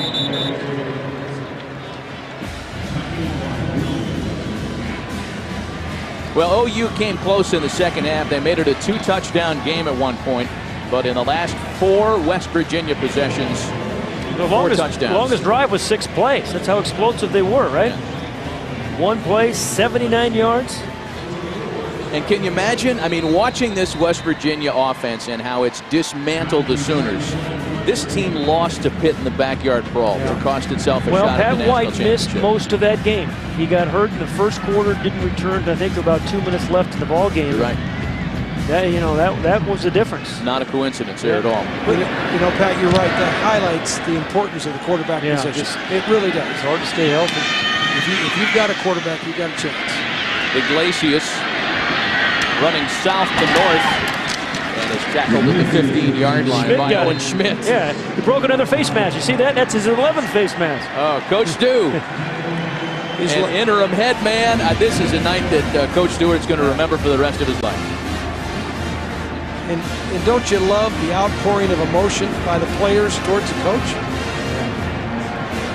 I mean, that's special. Everything was stacked against the Mountaineers at the Tostitos Fiesta Bowl. The loss to Pitt, the loss to their head coach.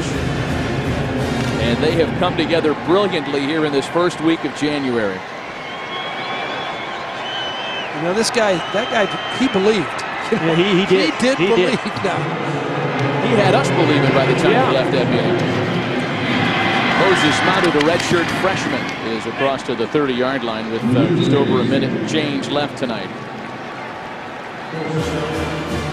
It's a great win for West Virginia. For Oklahoma, there's a better day ahead. You know, that's what you do in football. You live for the moment, and when you're winning, it's fabulous. And when it goes the other way, you just kind of... You can say what if for Oklahoma, too. If Sam Bradford didn't get hurt in that Texas Tech game, misses that whole game, if they can battle better there, maybe they're in a different bowl game as well. At least to Colorado, an unranked team. Moses Madu once again for an OU first down.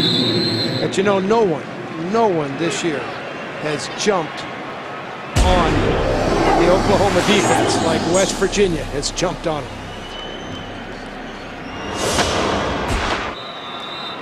Got the Gov there. Well, the governor addressed the team in practice during the week. So they're going to shut down the state tomorrow. I'm telling you.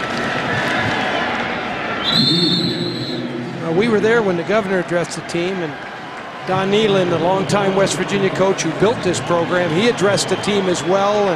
And double dip. Those guys have bad intentions. Don't get the governor. Just don't get the governor.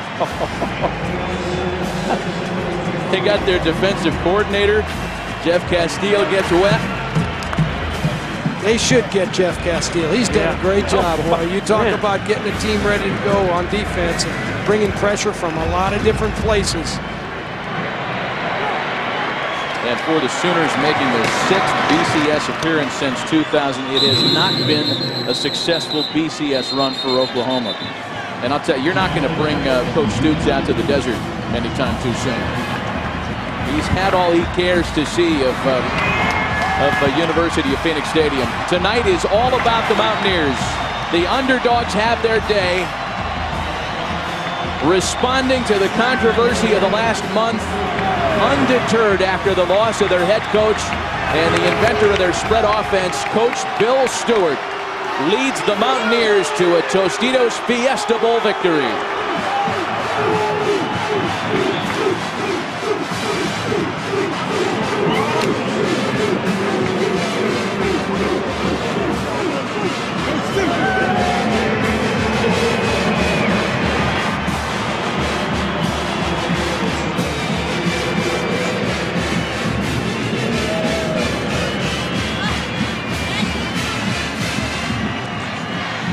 Let's send it down to Laura. The only way to interview Owen Schmidt, of course, is bleeding, because this kid plays so hard. Owen, I know that you guys were the only people in the country that thought you could do this. Did you ever imagine 48-28? Not the score 48-28, but I'll tell you what. I was watching ESPN today, and they showed a little thing about our game tonight in a poll, and the whole U.S. was covered in red, and the only state, the greatest state in the nation, was covered in blue, and that was West Virginia, and that's why we won this game. Overcame adversity, came together as a team, and that's why we won. Owen, this is the last game you will be playing in a West Virginia uniform. The legend of Owen Schmidt, this is the final. How does it feel to go out like this? What does this win mean? Man, you have no idea. Yeah, sorry. What does it mean to you? Sorry. For what? I love the state, and I got a chance to play here, and this is awesome. This is the way I pictured it. I asked the guys yesterday at our team meeting, I said, boys, I ain't leaving out without that $1.3 million trophy, and they promised me, and I can't thank these guys enough. After what happened, this is awesome. This is awesome. I'm sorry. Owen Schmidt, congratulations on a great game and a great career. Thank you. Thank you so much. Matt. Well, Laura, thanks. And West Virginia's modern-day Bronco Nagurski showing his human side on an emotional night for the entire state of West Virginia. Do stay with us. The DirecTV postgame show is coming up from Glendale right after this.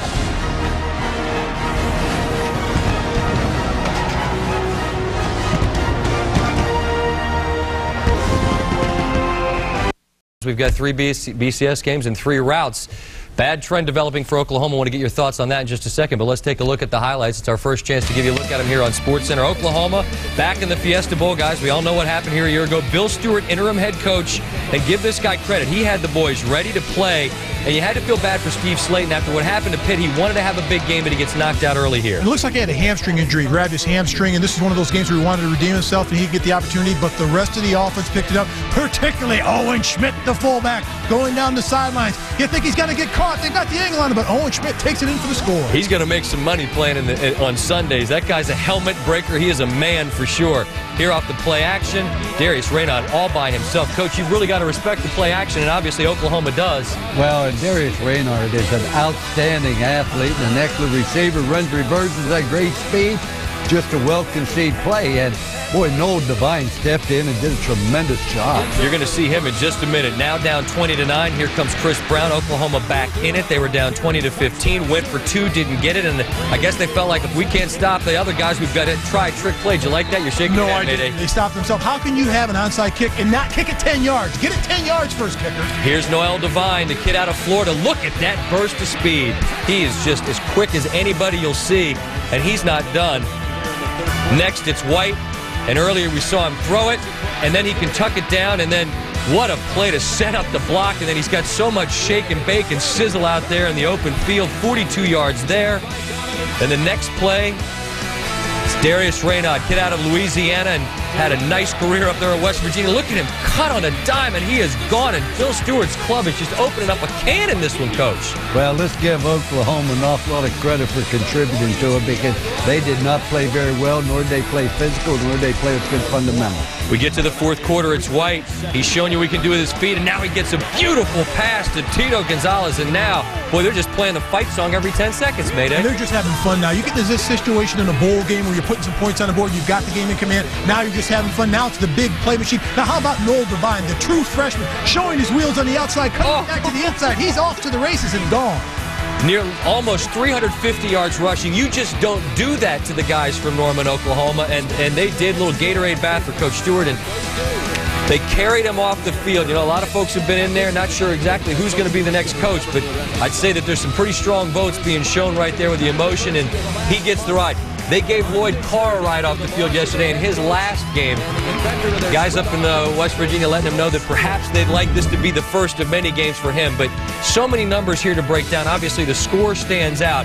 But looking at that number on the right, man, 349 yards rushing against one of the stoutest defenses in the land. Both you guys are just shaking your heads as we look at that. It's hard to believe, isn't it? Well, that was embarrassing, because coming into the game, they had the 9th best rushing defense or 8th best rushing defense in the nation, giving up 92 yards a game. This is a total embarrassment, not only for the defense of Oklahoma, but for head coach Bob Stoops.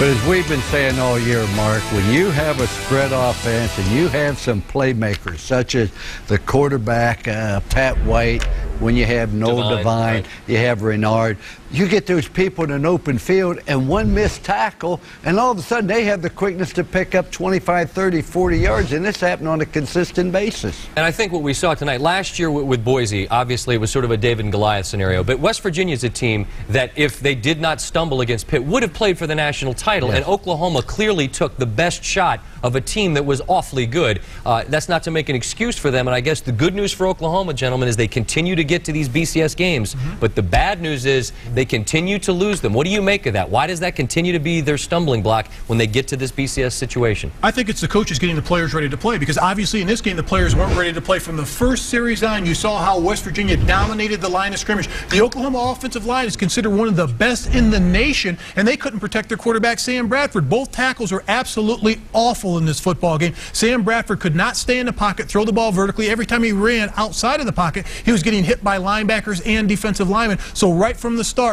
West Virginia let Oklahoma know from the start that they're going to hit him in the mouth, and they're going to dominate this football game from play one. And they did dominate it, and West Virginia was a lot smaller, but boy, they were a lot quicker and seemed to be an awful lot stronger and just played with so much more confidence. And I really can't understand why Oklahoma wasn't ready to play an outstanding game, because you talked about West Virginia was that close to playing for the national championship. I was the one that made the comment yesterday, Oklahoma can make a case why they should be #1 or possibly win the... Yes, you did. Yeah, I said, boy, I'm anxious to see that. But you always got to remind me. The way that they won the Big 12 championship and the way that they played against Missouri, but you saw both of these teams, Scott. You saw Oklahoma was tight on the sidelines. They came out tight. But you know, Mark, I was really disappointed in their offensive line. Yes. Very much so. Well, and that was one of the most talked about offensive lines in the nation. There were 3 teams coming into this BCS tournament, if you like. It's not a tournament, but into the BCS that everyone said were red hot. Georgia, and USC, and Oklahoma. Georgia and USC go out, and they have just housed their opponents. Yes, Oklahoma was on the wrong end of it in this one. And let's take a look at Bob Stoops in these last 4 BCS games. Again, they've got the program that is the envy of so many in the country. It means they're the best young men any coach can ever have. I'd follow them anywhere against anybody. We beat a tremendous football team coached by a great group of men. The University of Oklahoma is a tremendous football power, and to be mentioned in the same breath with them, we must come in and knock out the champ. Tonight, for Dick Stemple and every West by God Virginian in America. We got the champ.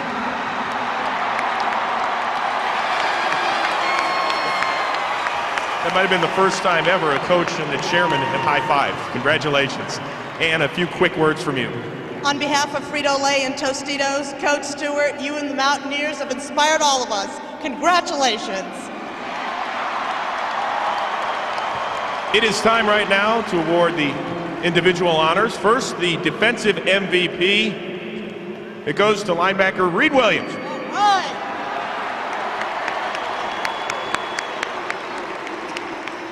Reed, you're an academic All-American.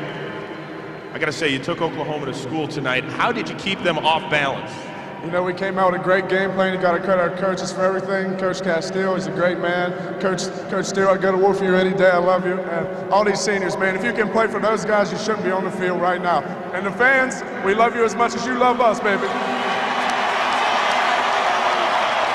Was there any doubt in your mind over the last few weeks, since you had a new interim head coach, that this team would come together? I mean, if we didn't have, we came in with a new guy, you know, we didn't have a head guy leading us the way, but, you know, I think it gave us the opportunity to gel together and come together as a group, and I think we showed the nation that we did well, and we came out on top. Congratulations.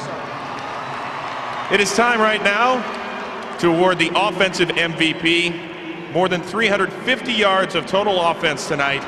Quarterback, Pat White.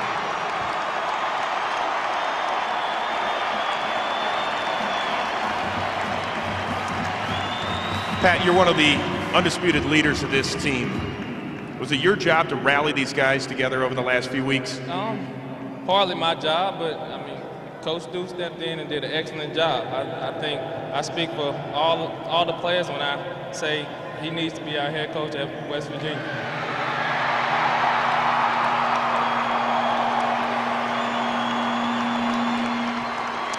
Was this done pretty much to prove all these doubters wrong? People had said, listen, West Virginia, they lost their coach. They lost that game to Pittsburgh. They're not even going to show up. No, nothing new to us. I mean, people doubt us all the time, but we work hard, we work as a family, and we're going to get the job done. And real quickly, I know Steve Slayton, your roommate, you cook him breakfast every day. After winning this award, I think he owes you some waffles or something. Yeah, Steve, you better be cooking me some breakfast sometime. Congratulations, Pat.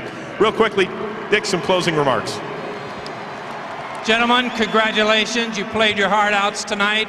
Thank you for your effort on the field.